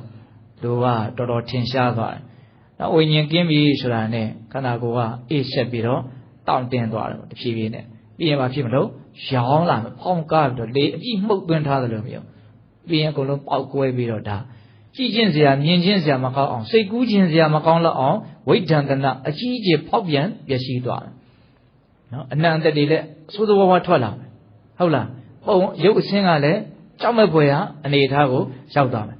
အဲ့ဒီတော့အလွန်ချစ်လက်ခင်လာပါတယ်ဆိုတဲ့ကိုယ့်ရဲ့မိသားစုဝင်တွေကိုယ့်ရဲ့သွေးရင်သားရင်တွေနော်ချစ်ပါတယ်ခင်ပါတယ်ဆိုတဲ့လူတွေကတောင်နော်ဝิญဉ်ကင်းသွားတယ်အဲ့ဒီအကောင်ပုတ်ကိုအိမ်မှာမထားတော့ဘူးကိုယ်တည်းထားမှာမဟုတ်ဘူးနော်ဒါမတရားတာမဟုတ်ပါဘူးကိုယ်လည်းသူများကိုထားမှာမဟုတ်ဘူးအဲ့ဒီတော့မျိုးပြယဉ်ကျေးမှုအနေနဲ့ပြောမှဆိုရင်ဘာလို့ပြလိုက်မီးရှို့ပြမှာမို့ဟုတ်လားမီးမရှို့ခင်အိမ်မှာတင်းအောင်တင်းတယ်လေးဖြစ်အောင်အေးကန်နဲ့သွားထားအောင်မယ်အမျိုးမျိုးလူတွေကလှည့်စားတာပေါ့နော်လှုပ်ရမလားရှောက်လှုပ်ကြည့်တာပေါ့နော်ဒါကိုပဲအမျိုးမျိုးပညာရှင်းကြတကယ်တမ်းတွေးကြည့်မယ်ဆိုရင်တော့အလွန်ဉာဏ်နဲ့တဲ့အနေအထားကိုမမြင်ရဘူးလားမြင်ရတယ် ဟုတ်လားအဲ့တော့ဘာလဲဘဝဆိုတာပျက်စီးရင်းနဲ့ပျက်စီးခြင်းစီကိုတွားနေတာဒါဘဝအဲ့ဒါကိုအမှတ်ရလို့ရှိရင်အလွန်ကြီးကျယ်မြင့်မြတ်တဲ့ကောင်းမှုကြီးကိုပြုရရောက်တယ်ဒါကဦးဇင်းတို့နာတပင်တတိကြီးကိုအကြောင်းပြုပြီးတော့မြတ်စွာဘုရားဟောပြတဲ့ဝေလမသုတ်တံအရာပြောပြတဲ့စကားရက်လေးတွေပေါ့နော်ဆက်ပြီးတော့ဦးဇင်းကဘာပြောကျင်တော့ဆိုတော့အဲ့ဒီအနိစ္စပညာဒီသင်္ခါရလောကကြီးရဲ့မတည်မြဲမှုကိုအမှတ်ရတဲ့ကောင်းမှုတူကြီးဖြစ်အောင်ကြိုးစားတဲ့နေရာမှာအထောက်အကူပြုဖို့ဆိုတဲ့ရည်ရွယ်ချက်နဲ့ဝေပုံလပပ္ပတသုတ်တံဆိုတာလေးကိုဆက်ပြီးတော့ပြောတယ်ဦးဇင်းတို့နိဒာနဝကတန်ယုတ်ပါဠိတော်အနမတကတန်ယုတ်ထဲမှာဝေပုံလပပ္ပတသုတ်တံဆိုတာရှိတယ်ဝေပုံလပပ္ပတဝေပုံလတောင်နော်တောင်ကြီးတစ်လုံးရဲ့နတ်ပဲဒီသုတ်တံကိုမြတ်စွာဘုရားကရာဇဂိုမြို့ရဲ့ဒီဂိတ်စကုတ်တောင်မှာသတင်းသုံးတော်မူစဉ်ဟောကြားတော်မူခဲ့တာရာဇဂိုဆိုတာလည်းပေတတို့သိတယ်နော်တောင်ငါးလုံးကကိုရာဇဂိုဆိုတဲ့အတိုင်းတောင်တွေဝန်းရံထားအဲ့ဒီဝန်းရံထားတဲ့တောင်တွေကဝေပုံလတောင်ဆိုတာတောင်တစ်လုံးအပါဝင်ပေါ့နော်အဲ့ဒါမြတ်စွာဘုရားကယဟန်တန်ဃာတွေကိုအဲ့ဒီဝေပုံလတောင်ကိုတက်သေးအရာမှာထားပြီးတော့နော်သူ့ကိုပြပြီးတော့မြတ်စွာဘုရားတရားဒေသနာတပုတ်ဟောတာယဟန်တို့တဲ့ရှေးတုန်းကဖြစ်ခဲ့ဘူးတာလေးကိုပြောပြမယ်ဗုဒ္ဓပုပ္ပံဘိက္ခဝေရှေးတုန်းကဖြစ်ခဲ့ဘူးလားဟိုးအလွန်ဝေးกว่าတဲ့နှစ်ပြိစေတာအလွန်ကြာခဲ့တဲ့အလွန်ဝေးกว่าတဲ့ကာလတစ်ခုတုန်းကဟောဒီဝေပုံလတောင်ကြီးဟာပါဠိနဝန္တဆိုတဲ့နာမည်နဲ့ထင်ရှားခဲ့ဘူးတဲ့နော်ဝေပုံလတောင်ကြီးဟာပါဠိနဝန္တဆိုတဲ့နာမည်နဲ့ထင်ရှားခဲ့ဘူးတဲ့အဲ့ဒီတုန်းကလူသားမျိုးနွယ်တွေဟာတိဝရမျိုးနွယ်တွေဖြစ်တယ်တဲ့အဲ့ဒီတိဝရမျိုးနွယ်လူသားတွေဟာနှစ်ပေါင်း4000အသက်ရှိတယ်အလွန်ရှိတယ်ပေါ့နော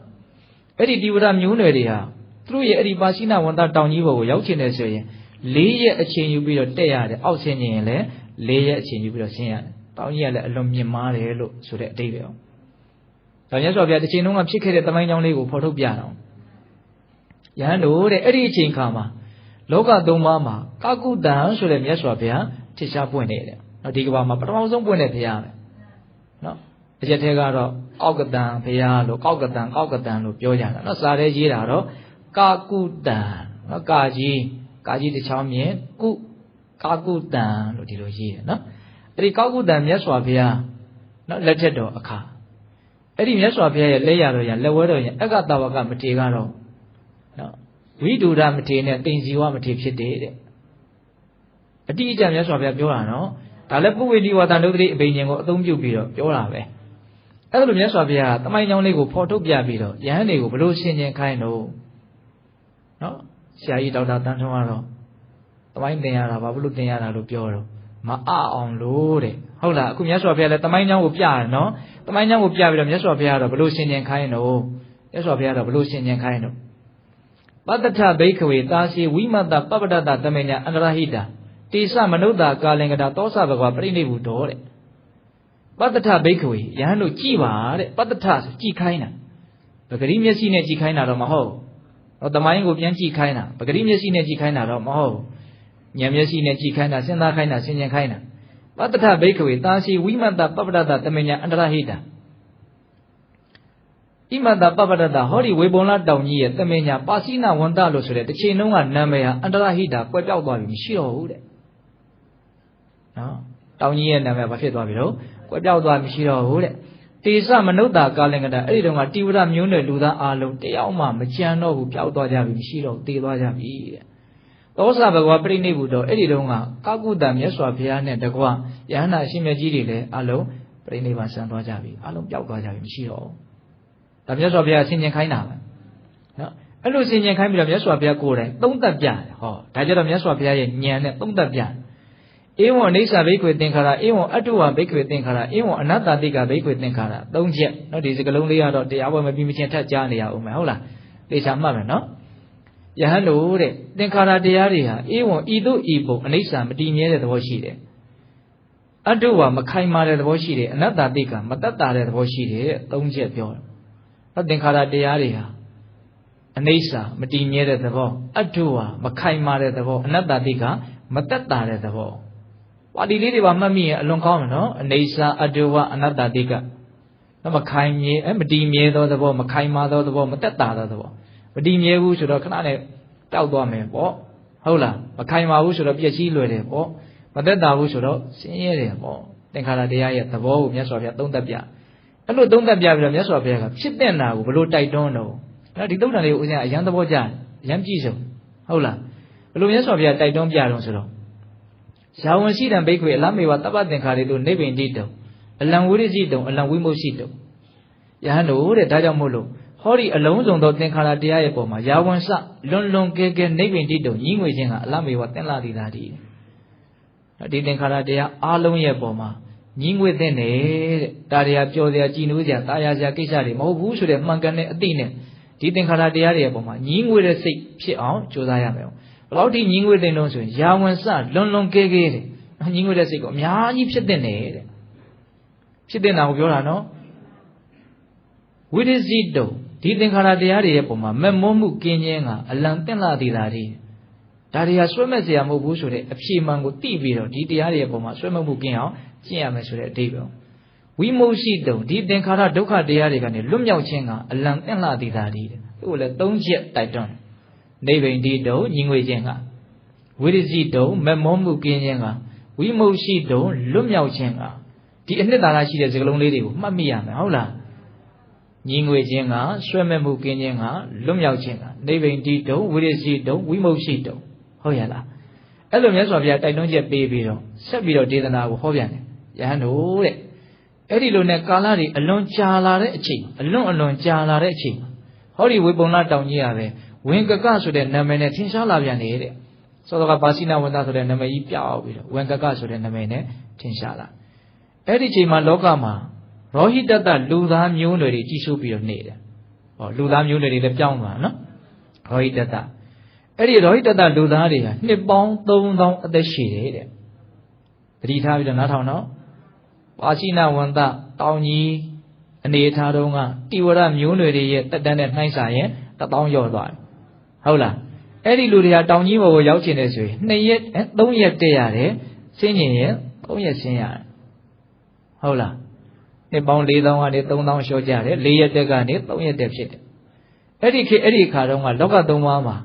ကောဏဂုံဆိုတဲ့မြတ်စွာဘုရားထင်ရှားပွင့်နေတဲ့ဒီကဘာမှာဒုတိယပွင့်တဲ့ဘုရားပေါ့နော်အဲ့ဒီကောဏဂုံမြတ်စွာဘုရားရဲ့လက်ရတော်ရင်လက်ဝဲတော်ရင်အက္ခတဝကအစုံကတော့ဘိန်ယောသနဲ့ဥဒ္ဒရမထေဖြစ်တယ်တဲ့အတိအကျပဲဟုတ်လားအဲ့လိုမြတ်စွာဘုရားသမိုင်းကြောင်းကိုဖော်ထုတ်ပြီးတော့ဘလို့ရှင်းရင်ခိုင်းတော့နီးလူပဲစောစောတုန်းကစကားလေးတွေပြန်လာနော်ပတ္တထဘိက္ခဝေသာစီဝိမတပပ္ပတ္တသမညာအန္တရဟိတာယဟန်တို့ကြည်ပါဘာနဲ့ကြည်ရအောင်လို့ဉာဏ်နဲ့ကြည်ရနော်ဟောဒီဝေပုံလတောင်ကြီးရဲ့ဝင်ကကဆိုတဲ့နာမည်ဟာအန္တရဟိတာကွယ်ပြောက်သွားပြီမရှိတော့ဘူးတေသမနုဿာကာလင်္ကတာရောဟိတတလူသားမျိုးနွယ်တွေတရားမှမကြံတော့ဘူးအလုံးပြောက်သွားပြီသောစဘဂဝါပရိနိဗ္ဗုတောကောဏကိုမြတ်စွာဘုရားလည်းပရိနိဗ္ဗာန်ဆံသွားပြီတဲ့အလုံးမရှိကြတော့ဘူးဧဝံအိဋ္ဌဘိက္ခွေသင်္ခါရဧဝံအတ္တဝဘိက္ခွေသင်္ခါရဧဝံအနတ္တတိကဘိက္ခွေသင်္ခါရယဟန်တို့သင်္ခါရတရားတွေဟာအဲ့ဒါလို့အနိစ္စမတည်မြဲတဲ့သဘောရှိတယ်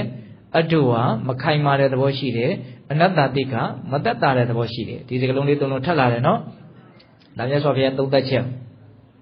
်အဲ့မှာတိုက်တွန်းချက်ပါဆက်ပြီးတော့ပေးတော့သောတော်တော်အတိုင်းပဲယာဝံရှိတံဘိက္ခွေလမ်းပေဝသဗ္ဗသင်္ခါရေတုနိဗ္ဗိန္တိတုံအလံဝိရိစီတုံအလံဝိမု षि တုံအလုံးစုံသောဟောဒီသင်္ခါရတရားတွေရဲ့ပုံမှာလွန်လွန်ကဲကဲညီးငွေခြင်းကတင့်တယ်နော်နိဗ္ဗိန္တိတုံ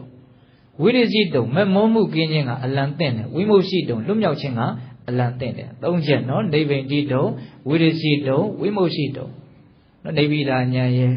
ဝိရိစီတုံဆိုတာမဲ့ဉာဏ်ကိုပြောတာမမောမှုကင်းတယ်ဆိုတာဝိမု षि တုံလွတ်မြောက်တယ်ဆိုတာဖို့ဉာဏ်ကိုပြောတာနော်အလွန်အစင်တတ်မြင့်တဲ့ဉာဏ်ပညာတွေရအောင်ကြိုးစားရမယ်ဆိုတဲ့အဓိပ္ပာယ်ပေါ့နော်သင်္ခါရတရားတွေရဲ့သဘောကိုအမှန်ကန်သိမြင်နားလည်ပြီးတော့ဒီဉာဏ်တွေထွက်အောင်ကြိုးစားရမယ်ဆိုတဲ့အဓိပ္ပာယ်အဲ့ဒါနဲ့မြတ်စွာဘုရားဒေသနာကိုဆက်ပြီးတော့ဟောပြန်တယ်ယဟန်တို့တဲ့အဲ့ဒီလိုနဲ့ကာလတွေအလွန်ကြာလာတဲ့အချိန်မှာဟောဒီဝေပုံလတောင်ကြီးကပဲနော်သူပတ္တဆိုတဲ့နာမည်နဲ့ထင်ရှားလာပြန်တယ်နော်ကြည့်လို့မြင်လို့ကောင်းတဲ့တောင်ကြီးပေါ့နော်နာမည်ပြောင်းသွားအဲ့ဒီခါတုန်းကလူသားမျိုးနွယ်တွေကသုတ်ပိယမျိုးနွယ်တွေဖြစ်တယ်တဲ့သုတ်ပိယဆိုတော့လွန်ချစ်စရာကောင်းတဲ့လူသားတွေရောအဲ့ဒီသုတ်ပိယမျိုးနွယ်လူသားတွေကနှစ်ပေါင်း2000အသက်ရှည်တယ်တဲ့ရော့သွားပြန်ပြီနောက်ထပ်1000ဟုတ်လာ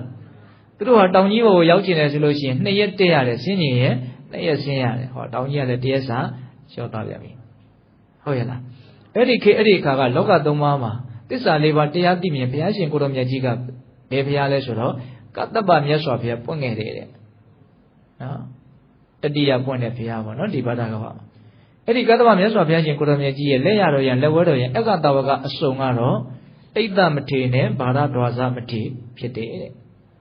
Edija other Meswapia, the Mainang would pure. You'll be the Balo Kaino, so the Longa Dime. Sinian Kaine, G Kaine, me on low Kaine. But the baby Dashi, women that Pabda, the Mania, and the Hida. Ori we bona down ye. Eri tu panda sule namaya kum shiro de da myaswa bya pyo pya lo da tiya la o.ဟုတ်လားတိစမနုဿာကာလင်္ကတာတုတ်ပိယလူမျိုးတွေချစ်စရာကောင်းတဲ့လူတွေအားလုံးအကုန်လုံးပျောက်သွားကြပြီ၊ကွဲသွားကြပြီတယောက်မှမကြံတော့ဘူး။ကောသဘဝပြိဋိဘုဒ္ဓကတ္တဗမြတ်စွာဘုရားလည်းပြိဋိဘံဆံသွားပြီ။ယန္တာရှင်မြတ်ကြီးတွေနဲ့ဟုတ်လားအားလုံးပြိဋိဘံဆံသွားကြပြီ။အဲ့တော့မြတ်စွာဘုရားဘာဆက်ပြီးတော့သုံးသပ်ပြမယ်ထင်တော့သောသောဘုံစံတိုင်းလေးပဲနော်။ဧဝံအနိစ္စဘိက္ခဝေသင်္ခါရဧဝံအတ္တဝဘိက္ခဝေသင်္ခါရဧဝံအနတ္တတိကဘိက္ခဝေသင်္ခါရပါဠိလေးတွေကိုယဉ်နှီးစေခြင်းတယ်ဟုတ်လားယဟန်တို့သင်္ခါရတရားတွေဤသို့ဤပုံအနိစ္စမတည်မြဲတဲ့သဘောရှိတယ်အတ္တဝမခိုင်မာတဲ့သဘောရှိတယ်အနတ္တတိကမတက်တာတဲ့သဘောရှိတယ်ဝိတ္တတို့မှတ်မိတယ်ကောင်းတယ်နော်သုံးချက်နော်မတည်မြဲသောမခိုင်မာသောမတက်တာအနိစ္စအတ္တဝအနတ္တတိကအဲ့ဒါကြောင့်မို့လို့ဟောဒီသင်္ခါရတရားတွေရဲ့ပုံမှာယာဝန်ရှိတဲ့ဘိက္ခွေလမ်းမေဝတပ္ပသင်္ခါရတုနိဗ္ဗိန္တိတုလွန်လွန်ကဲကဲညီးငွေခြင်းကတင့်တယ်တဲ့အလံဝိရစီတုမမောမှုကင်းခြင်းကတင့်တယ်အလံဝိမုရှိတုလွတ်မြောက်ခြင်းကတင့်တယ်တဲ့နော်ဒါမြတ်စွာဘုရားတိုက်တွန်းချက်အဲ့ဒါကိုမြတ်စွာဘုရားတိုက်တွန်းပြီးတဲ့နောက်မှာဆက်ပြီးတော့ဒေသနာကိုဟောပြန်တယ်ဟောနောက်ဆုံးပိုက်ကလေးယဟန်တို့တဲ့အဲ့ဒီလိုနဲ့ကာလတွေကြာလာတဲ့အချိန်အခုအချိန်ခါပါဟောမြတ်စွာဘုရားလက်ထက်ရောက်လာဟောဒီဝေပုံလတောင်ကြီးဟာဝေပုံလဆိုတဲ့နာမည်နဲ့ပဲအခုထင်ရှားနေတယ်တဲ့နော်ဒီဝေပုံလတောင်ကြီးရဲ့အနီးဝန်းကျင်မှာနေကြတဲ့အခုချိန်မှာလူသားမျိုးနွယ်တွေကတော့မဂရကမျိုးနွယ်တွေဖြစ်တဲ့မဂရလူမျိုးတွေရောအဲ့ဒီမဂရလူမျိုးတွေရဲ့တက်တန်းကတော့အလွန်တရာမှတိုးတယ်အလွန်တရာမှနေပါတယ်အလွန်ဆုံးရှည်လာပါတယ်ဆိုမှနှစ်ပေါင်း100ပဲတဲ့ပို့ရင်နည်းနည်းပဲကတ္တဗမြတ်စွာဘုရားလက်ထက်ကနှစ်2000တန်းကနေပြီးတော့ဘယ်လောက်ထိထိုးကြသွား100တန်းထိထိုးကြသွားတာနော်စဉ်းစားသူတို့တွေကဒီဝေပုံလတောင်ကြီးဘောကိုရောက်ချင်တမဟုတ်ရှင်းနဲ့တက်နိုင်တယ်ဆင်းကျင်ရင်လည်းတမဟုတ်ရှင်းဆင်းနိုင်တယ်ဟောတောင်ကြီးကလည်းအလွန်မင်းကိုနှိမ့်သွားတဲ့သဘောပဲစဉ်းစားနော်အဲ့တော့ဦးစင်းကဂျားပြက်ကလေးပြောနေတာကရှေးဘုရားတွေကြတော့တဆူနဲ့တဆူကြားမှာလူတွေရဲ့တက်တန်းဟာ1000ပဲရော့တယ်တောင်ကြီးကလည်းတရက်တက်စာပဲနှိမ့်တယ်ခုကတ္တဗမြတ်စွာဘုရားနဲ့ဦးဇင်းတို့မြတ်စွာဘုရားလက်ထက်ကြတော့အနေထားကနော်ပြောင်းလဲရသွားလူတွေရဲ့တက်တန်းကလည်း2000တန်းကနေ100တန်းထိထိုးကြတောင်ကြီးကလည်းပဲတမုတ်ချင်းတက်လို့တမုတ်ချင်းဆင်းနိုင်တဲ့အနေထားကိုရောက်သွားအဲ့လိုဆိုရင်ဒီဘုရားနှစ်စုရဲ့ဂျာကာလကပို့ပြီးတော့ရှည်လျားလေသလားလို့ဒါဦးဇင်းကတော့တွေးကြည့်တာဟုတ်လားကတ္တဗမြတ်စွာဘုရားနဲ့ဂေါရမမြတ်စွာဘုရားရဲ့လက်ထက်ဂျာကာလကဒီကဘာမှာပို့ပြီးတော့ရှည်လျားလေသလားနောက်ဒီနေ့ကဓမ္မဗေဒီဆိုကြီးနဲ့တွေ့တော့အဲ့ဒီအိရှာလေးကိုပြောမိတယ်ပေါ့နော်ပြောပြီးတော့ဆိုကြီးကဟုတ်တယ်တဲ့ဘုရားတဆူနဲ့တဆူကြားမှာပွင့်တယ်ဆိုတာကာလတွေကမတူဘူးပေါ့နော်အခြေအနေအကြောင်းတရားပေါ်မှာမူတည်ပြီးတော့ပွင့်ကြတာပုံသေးတတ်သက်ချက်သတ်မှတ်ချက်မရှိဘူးဒါမှတချို့ကဘာတွေဆိုလို့ရှိရင်ဘုရားတဆူမှတော့မပွင့်ဘူးဆိုတဲ့တုံညကဘာတွေတောင်ရှိတယ်ဟုတ်လားဒါကြောင့်မိသားပေါင်းတို့ကောင်းတို့မြတ်စွာဘုရားကလက်တွေ့ဖြစ်နေတဲ့အနေအထားလေးကိုနော်တရားကိုဟောရင်းနဲ့ပိဿရဲ့စိတ်ကိုဆွဲခေါ်လာပြီနော်အဲ့ဒါခုချိန်မှာငါဘုရားဟာလောကသုံးပါးမှာထင်ရှားပွင့်နေတယ်တဲ့လက်ရတော်ရန်လက်ဝဲတော်ရန်အက္ခတဝကမထေရအစုံကတော့ရှင်သာရိပုတ္တရာနဲ့ရှင်မမောဂလန်ဖြစ်တယ်တဲ့ဆက်ပြီးတော့မြတ်စွာဘုရားစဉ်းစားခိုင်းတယ်ဆင်ခြင်ခိုင်းတယ်ရန်တို့ကြည်ပါတဲ့ဟောဒီဝေပုံလတောင်ကြီးရဲ့ဝေပုံလဆိုတဲ့နာမည်ဟာကိုပြောက်သွားအောင်မှာပါတဲ့ဟုတ်တယ်အခုချိန်မှာရာဇဂိုသွားကြည့်ရင်အဲ့ဒီဝေပုံလတောင်ကြီးရဲ့နာမည်ဘယ်လိုများရှိလိမ့်မလဲတော့မသိဘူးနောက်နှစ်ပေါင်း2500ကျော်ကဝေပုံလဆိုတဲ့နာမည်ဟာဒီအချိန်ထိရှိမယ်လို့ဦးဇင်းကတော့မထင်ဘူးဟုတ်လားကိုလည်းမရောက်ဘူးတော့မသိဘူးပေါ့ဟောဒီမကရမျိုးနွယ်လူသားအလုံးလည်းပဲတည်ဆုံးသွားကြလေဦးမေတဲ့အလုံးပြောက်သွားကြမှာငါဘုရားရှင်ကိုရမြတ်ကြီးလည်းပြိဋိဘံစံသွားလေဦးမေတဲ့ဒါသေချာပေါ့မလွဲဧကံဖြစ်လာမယ့်အရာဖြစ်တယ်တဲ့နော်ဘာမှတော့ဆန်းဆန်းပြပါကြီးမဟုတ်ပါဘူးတရားကဟုတ်လားတရားဓမ္မတို့ဦးဇင်းတို့မေ့နေတာလေးကိုဖော်ပြရုံလေးပဲဟုတ်လားနော်ခုဖြစ်နေတာတွေအလုံးကဖြစ်သွားမှာတော့ကိုယ်ပြောက်သွားမယ်လို့ပြောတာနော်အခုလည်းစဉ်းစားနော်ဒီနားမှာပြောနေတဲ့လူရောနားထောင်နေတဲ့လူရောလာမယ့်နှစ်4 5 60 90ဆိုတရားမှရှိကြမှာမဟုတ်တော့ကိုကတော့အခိုင်မှာတွက်ထားတာပေါ့လေဟုတ်လားဒါပေမဲ့တကယ်အဖြေကတော့အဲ့လိုမျိုးမဟုတ်ဘူးဟုတ်ရဲ့လားအေးအဲ့တော့မြတ်စွာဘုရားက Eon Nisa Big with Tinkara, Eon Adua Big with Tinkara, Eon another Diga, Big with Tinkara. Sepilo don't that yan. Tajan Tinkara de Adia, Medimia the Washide, Makaimare the Washide, Matata the Washide. Era Jamulo, Navy Dido, Nimu Jenga, Woody don't look, Swemu Kinyenga, Wimo Sido, Lumyo Jenga, a lantella di Radi. Chitene, disically chitene. These are Radiga, Yansen account. Shit them in Melody, Harmal Udin, Mapshida, or Cat. Not Sinaji, Luria, Kali, Chittenari Machifushe, and Ore, look, Yoyara Mishula. Ah, the Luigi Balupsiarado, Chitena Machifushe, Papiolo, and Ore the Pure, at Uzina Sinaji. Chittenari Machilo, and almost when no Kose Gikoda, and all like Jalo, Dali Upiojan. Hola, the guest when Chittenari, Yai, Tisica Chitala, Mapshihuno. Chit them in Melo, Chinine, a Yichin, Mishi. As we have also the Garmado Udine Kanaguya, a Yosu Yipshede, Durante, Duran Lacan. Not do it is, let but see Senere, not do it a shoe with Yipshede, a da a shoe with Yipshede, a jaw a shoe with Yipshede. Bama Memosia Gonado, Meshiu, Dodo. Chiden Nagaro Memora say, Memomu Guinness say, Chidenamo, Dodo, to get little matter of Lupino, Memoria the overship. Hola. Tajam Chittenari Machilo, and almost when no, Usi go again on life for sheet. Oh, yella. Tajam will be the Jojan, if Chitten as well as the Galina Potter below Joja to no? I'm just of Yada Blue Chitten at Pioraro. Titan Kana Diaria Boma, Ning will say, Chittene. Swimmu Guinness say, Chittene. Lumio de Sia, Joda then Chittene, Ludilo Piora. Chittene, Lu Sudo Leve, the Garmado Unidia, Machine Nina they were. I will not say na ro lo me phit aung josa athong mu mashi the loဟုတ်လားကိုယ့်ရဲ့ဉာဏ်ကမမိသေးဘူးပေါ့နော်ဉာဏ်ထွက်အောင်လည်းပဲတတိကိုတလက်စမထားနိုင်နေတဲ့အခါကျတော့အတိကနော်တကယ်လိုက်ပြီးတော့မသွားနိုင်အဲ့တော့ဖြစ်တဲ့နာတွေကဖြစ်မလာသေးဘူးဟုတ်လားဒါကြောင့်မြတ်စွာဘုရားရှင်ကိုတော်မြတ်ကြီးကဖြစ်တဲ့တယ်ဆိုတဲ့အသုံးလုံးလေးနဲ့တိုက်တွန်းတာဒါလေးကိုအရင်ကသဘောကျတယ်နော်အဲ့တော့ဏီကုန်းချုပ်မြတ်စွာဘုရားကဒီသုတ်တံကိုဘာနဲ့ဏီကုန်းချုပ်တုံးဆိုတော့Nisa Vada Tenkara, Upmada Waya Damino, Upizitawa, Nido Zanti, Titan Upatamotu calls Ricatarine, Sontat. But the Gatari show Yamatin, no? We know Doya Zimaro, otherwise Fuchavi Sulushi, otherwise you Joare Siaroreo, wait that day or Tigatari, don't you? At a coming a pony down the border as a Tigatari and Narema, Jinini. I mean, I don't want Luidia. Yamian Soyara, Nisa Tenkara Barayadamino, Bari Sudoma Matiu, no, yo, where Charlie. Hola, Gila, or Digata was Sura, oh, no Digata, David would Lila Giro, Pila, a change, oh, alone landed there, along common, a sin large cook, oh, Tia. No Digata, David, along common. I'm just of your plain once and all the Digata go Yoda sheet. Digata go deep in near my level, Takataka, Yasovia Hotaragole, Tuya. Tido Diandigo Mala Digata Lego, Tuya. Nisa Vada Tenkara, Obara Waya Damino, Obisi the one Yosanti, Titan Ubatamotuko, Livara. Nisa Vada Tenkara. Tenkara de Aria, Medimia Liswaraga, Midan Rina Dorano, what does? Hola. Tenkara de Aria, Medimia Legum Swaraga, not Tenkara Surababura. A chown de Ari, Shilo, Shini de, the Bawa dea, Dago Tenkara the car. She's a young Shilo Shini, a young Shinida, Maho. The Zundiaga Pansian of Chidale, Maho. Rabakoro, Tenkara. Every Tenkara de Aria, Barado, Medimia Legon Swaraga. Nisa Vada Tenkara, Oba Dawaya Damino.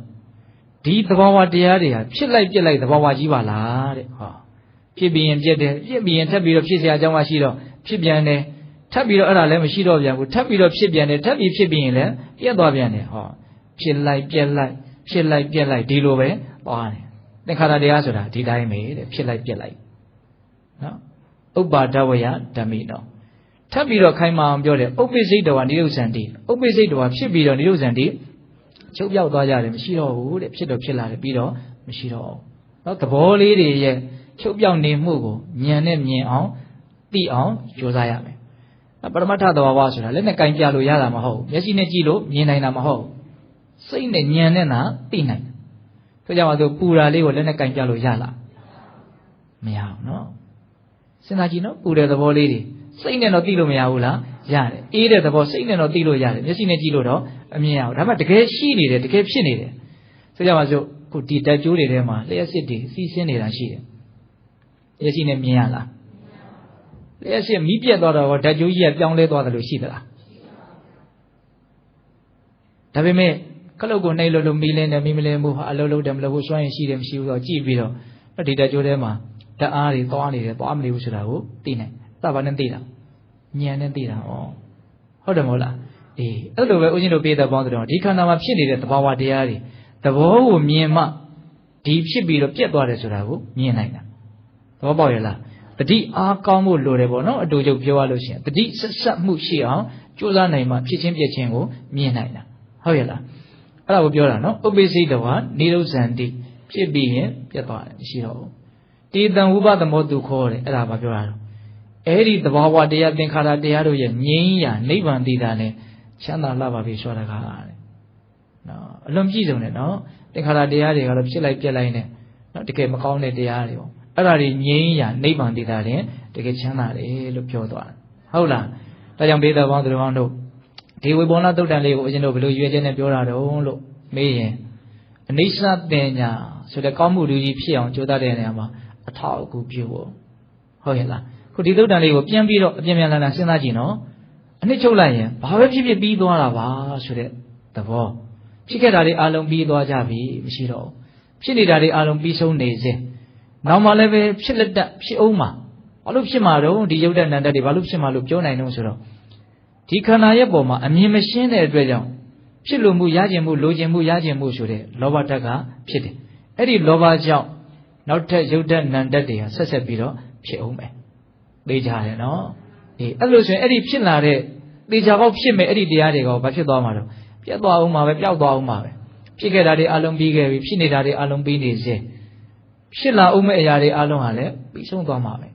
ဒါကြောင့်မဟာဗောဓိမြိုင်ဆိုကြီးပြောတဲ့စကားလေးတစ်ခွန်းမကြဦးဇင်းတို့ပြောဖြစ်တယ်ပေါ့နော်ဆိုကြီးကဘာပြောတော့လှုပ်တလောက်ဖြစ်မယ်တဲ့ဟုတ်တယ်လှုပ်တလောက်ဖြစ်မှာနော်ကောင်းတာလုပ်ရင်ကောင်းတာဖြစ်မှာမကောင်းတာလုပ်ရင်မကောင်းတာဖြစ်မှာလှုပ်တလောက်ဖြစ်မယ်ကလည်းအဲ့လိုနှစ်ပိုင်းခွဲပြီးတော့နားလည်ဖို့လိုတယ်နော်မဟုတ်တဲ့ရုပ်လုပ်ရင်မဟုတ်တဲ့ရုပ်ဖြစ်မှာဟုတ်တာလုပ်ရင်ဟုတ်တာဖြစ်မှာဒါပေမဲ့လုပ်ရင်ကတော့တစ်ခုခုကတော့ဖြစ်မှာဟုတ်လားလှုပ်တလောက်ဖြစ်မယ်ပြီးတော့ဗါလဲတော့ဖြစ်တလောက်ပြက်မယ်တဲ့ဟောခက်တာကလူတွေကလှုပ်တလောက်ဖြစ်မယ်ဆိုရင်ရက်တာဖြစ်တလောက်ပြက်မယ်ဆိုရင်ဆက်ပြီးတော့မသွားကြဘူးเนาะများသောအားဖြင့်ဟုတ်လားအဲ့တော့လှုပ်တလောက်ဖြစ်တယ်ဆိုတာမှန်ပါတယ်သို့တော့ဖြစ်တလောက်ပြက်မယ်အဲ့ဒီထိသွားမှဘဝလောကကြီးရဲ့အကြောင်းကိုအမှန်သိရရအောင်နော်အဲ့ဒီအမှန်သိတဲ့ဉာဏ်ပညာသည်တန်ဖိုးအကြီးမားဆုံးကုသိုလ်ကောင်းမှုလို့မဆိုနိုင်ဘူးလားဆိုနိုင်တယ်အဲ့ဒီအိဋ္ဌတင်ညာကိုပွားများလို့ရှိရင်နောက်ဆုံးမဉဏ်ပူဉဏ်ကိုရလို့ဒုက္ခခတ်သိမ်းတော့ငြိမ်းသွားနိုင်တယ်ဒါကြောင့်အိဋ္ဌတင်ညာကိုစောစောကပြောခဲ့တာပဲလေဦးဇင်းတို့သဗ္ဗံကာမရာဂံပရိယာတိယတိအလုံးစုံသောကာမရာဂကာမရဲ့ပုံမှာစွဲမဲ့မှုကိုဖယ်ရှားပြစ်နိုင်တယ်ရူပရာဂံရူပရာဂဘဝရာဂံဘဝရာဂဘဝရဲ့ပုံမှာစွဲမဲ့မှုရုပ်ရဲ့ပုံမှာစွဲမဲ့မှုဒါတွေအလုံးကြောက်ပြတ်သွားနိုင်သဗ္ဗံအဝိဇ္ဇံပရိယာတိယတိမသိမှုတွေနော်နားမလည်မှုတွေအလုံ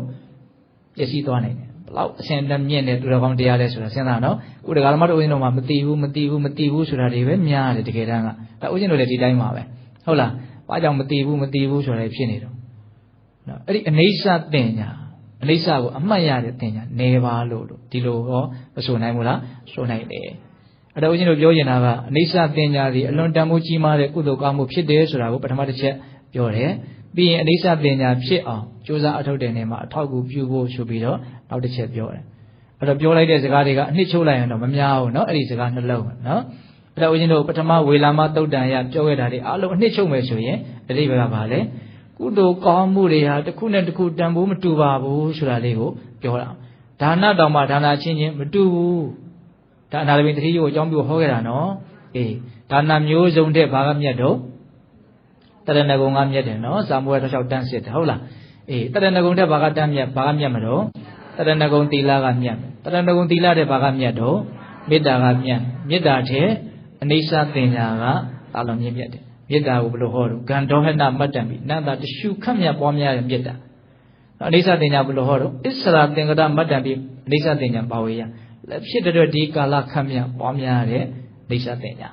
ဟုတ်လားဒါကဝေလမသုတ်တန်ရဲ့အနိစ္စပေါ့နော်ကောင်းမှုကိုတကယ်လူကျင်ရရင်တဲ့စိတ်ရှိရင်တကယ်သိမြင်နားလည်တဲ့ဉာဏ်ပညာနဲ့တကယ်ယုံကြည်တဲ့စိတ်နဲ့တကယ်ကြိုးစားဖို့ပဲလိုပါ ပတ်စံမရှိလို့ကောင်းမှုမလုပ်နိုင်ဘူးဆိုတာကတော့ဘာလေးပဲမှမရှိပါဟုတ်တယ်မဟုတ်လားပတ်စံနဲ့မှရလို့လို့ရတဲ့ကုသိုလ်လည်းပဲမရှိဘူးတော့မဟုတ်ပါဘူးရှိပါအဲ့ဒါကတော့နော်ဒါနာကောင်းမှုလောက်ပဲဖြစ်မှာပေါ့နော်အေးထားတော့အဲ့တော့ဦးဇင်းတို့ပေးတဲ့ပေါင်းတော်ကတော့အဲ့ဒီအနိစ္စပညာကိုပွားများနိုင်အောင်ကြိုးစားတဲ့နေရာမှာအထောက်အကူပြုဖို့ဆိုပါဆက်ပြောတော့ဝေပုံလာပဗ္ဗဒသုတ်တံကိုပြောပါတယ်ခုဏီကုန်းကျုပ်စကားတစ်လုံးနှလုံးလောက်ထပ်ပြောဦးမယ်အဲ့ဒါကဘာလို့ဆိုတော့အဲ့ဒီအနိစ္စပညာကိုဘာဝနာမယဉာဏ်ဆိုင်အောင်သိကျင်တယ်ဆိုရင်တော့တတိပဋ္ဌာန်ဘာဝနာကိုပွားများမှတာနဲ့ရလိမ့်မယ်အခုပြောတာကတော့ပြောတာကိုကြားလို့သိရတဲ့ကြားသိသုတ္တမယဉာဏ်ဟုတ်လားပြောတာကိုကြားတဲ့အခါမှာကျိုးတဲ့အကြောင်းတဲ့နောက်စဉ်းစားတက်သွားတဲ့အခါကျတော့စဉ်းစားကြည့်လိုက်တယ်စဉ်းစားကြည့်တော့သိသွားတယ်နော်စဉ်းစားလို့သိတယ်စဉ်းစားသိစိန္ဒာမယဉာဏ်ဟုတ်လားသုတ္တမယဉာဏ်ရဲ့စိန္ဒာမယဉာဏ်ရဲ့အဲ့ဒီနှစ်ဉာဏ်ကတော့အခုထိုင်ရင်းနဲ့ရနိုင်ဟုတ်လားဒါပေမဲ့ဘာဝနာမယဉာဏ်လည်းပဲအခုသတိထားမယ်ဆိုရင်မရနိုင်ဘူးလားရနိုင်တယ်သူကတော့တကယ်လက်တွေ့အလုပ်လုပ်ရမယ်ပေါ့နော်သူများလုပ်ပေးလို့မရအောင်နော်ကိုယ်တိုင်ကိုယ်ခန္ဓာမှာဖြစ်နေတဲ့ယုဒ္ဓနန္ဒသဘာဝတရားတွေကိုဖြစ်တိုင်းဖြစ်တိုင်းတတ်နိုင်သမျှအောက်မေ့အမှတ်ရပြီးတော့နော်သတိထားနေတဲ့မွန်မြတ်တဲ့အဲ့ဒီသတိပဋ္ဌာန်ဘာဝနာအလေးအကျင့်ကောင်းကိုပြုစုပြောထောင်မှဖြစ်လာတဲ့တရားတွေဘယ်တရားမှမတည်ပါလားမမြဲပါလားလို့အနိစ္စကိုသိနိုင်တာဟုတ်လားဆိုလိုတာကသတိထားမှမှန်မှန်ကန်ကန်သိနိုင်တာပါသတိမထားရင်မှန်မှန်ကန်ကန်မသိနိုင်ဘူးဒါကြောင့်မှန်မှန်ကန်ကန်သိတဲ့အသိဉာဏ်ပညာကိုရကျင်တယ်ဆိုလို့ရှိရင်တော့အရင်နည်းနေနဲ့သတိကိုကြီးကြီးမြဲမြဲထားဖို့လိုတယ်ဘာပဲဖြစ်ဖြစ်သိနေဖို့လိုတယ်နော်ဘာပဲဖြစ်ဖြစ်ဆိုတော့ချွင်းချက်မရှိဘူးနော်ကောင်းတာပဲဖြစ်ဖြစ်ဆိုးတာပဲဖြစ်ဖြစ်ဖြစ်ချင်တာတွေပဲဖြစ်ဖြစ်မဖြစ်ချင်တာတွေပဲဖြစ်ဖြစ်ဘာတွေပဲဖြစ်နေဖြစ်တာကကိုယ်သဘောမဟုတ်ဖြစ်တာကတော့အကြောင်းတရားပေါ်မှာမူတည်တာပဲသူဖြစ်ကြအကြောင်းရှိတဲ့အတိုင်းဖြစ်တာနော်ကိုယ်သဘောတိုင်းဖြစ်မယ်ဆိုရင်လည်းပဲမကောင်းတာဖြစ်စရာကအကြောင်းကိုမရှိဘူးဟုတ်တယ်မဟုတ်လားအဲ့ဒါဖြစ်နေတာကသူ့သဘောပေါ့နော်ဖြစ်နေတာတွေကိုသိအောင်လုပ်ရမှာကကိုယ်အလုံးလို့သတိပဋ္ဌာန်ကိုအထုတ်ကြတဲ့ပုံကိုယ်တွေများဒီသဘာဝလေးကိုနားလည်ထားဖို့လိုတယ်ဟုတ်လားဖြစ်ချင်တာတွေဖြစ်နေတာကသူ့သဘောပဲတချို့ဟာတွေကိုယ်လည်းလုံးလို့မရအောင်ဖြစ်နေတာပဲနော်တရွေ့ရွေ့နဲ့အိုးလာနေတဲ့ gain ဘာတတ်နိုင်တော့အာမမတတ်နိုင်နောက်ကရှိဥဒုအာဟာရပေါ်မှာမူတည်ပြီးတော့ဖြစ်နေတာပါတကယ်တမ်းကဟုတ်လားဖြစ်နေတာတွေကသူ့သဘောဟုတ်လားဖြစ်နေတာတွေကိုသိအောင်လုပ်ရမှာကကိုယ့်အလုပ်အဲ့ဒါသတိထားလို့ရှင်သိမှာပဲဟုတ်လားဒါကြောင့်သတိထားခြင်းဖြင့်လိစ္ဆပညာမတည်မြဲမှုကိုအမှတ်ရတဲ့ထက်မြက်တဲ့ဉာဏ်ပညာကိုမရနိုင်ဘူးလားရနိုင်တယ်ဒါကတော့ဒီကုန်းချုပ်လေးပြောတာပါနော်ဒါကြောင့်ပေးသက်ပေါင်းသူတော်ကတော့ဒီကနေ့ညနော်ဝေလာမသုတ်တံရဲ့ဝေပုံလာပဗ္ဗဒသုတ်တံရဲ့သုတ်တံတရားဒေသနာနှစ်ပုဒ်ကိုအခြေခံပြီးတော့အနိစ္စပညာသို့မဟုတ်အမြတ်ဆုံးကုသိုလ်တဲ့ဟုတ်လားဒါကြောင့်အပ္ပမဒဆိုတဲ့သတိတရားလက်ကင်ထားပြီးတော့အမြတ်ဆုံးကုသိုလ်ကိုပြည့်စုံအောင်စီးပူးပြီးတော့နောက်ဆုံးပညာပူညံမျက်နှိပ်ပံကိုမျက်မှောက်ပြုနိုင်ကြတဲ့သူတော်ကောင်းတွေဖြစ်ကြပါစေလို့ဦးဇင်းတို့ဆန္ဒပြုပြီးတော့ဒီကနေ့ပိဋကပေါင်းသူတော်ကောင်းတို့ပြုလို့အထောက်အသောဒါနသီလသမာဓိပညာကုသိုလ်ကောင်းမှုအစွတ်တို့ရဲ့စွမ်းတတ္တိကြောင့်ဘုရားတပည့်တော်တို့သည်မဉ္ဇဉ်ပူညံမျက်နှိပ်ပံကိုလင်းမြန်ထုတ်ချောက်မျက်မှောက်ပြုရစေကုန်သောဟုပတ္တနာအောင်စုပြုကြကုန်ရာတည်း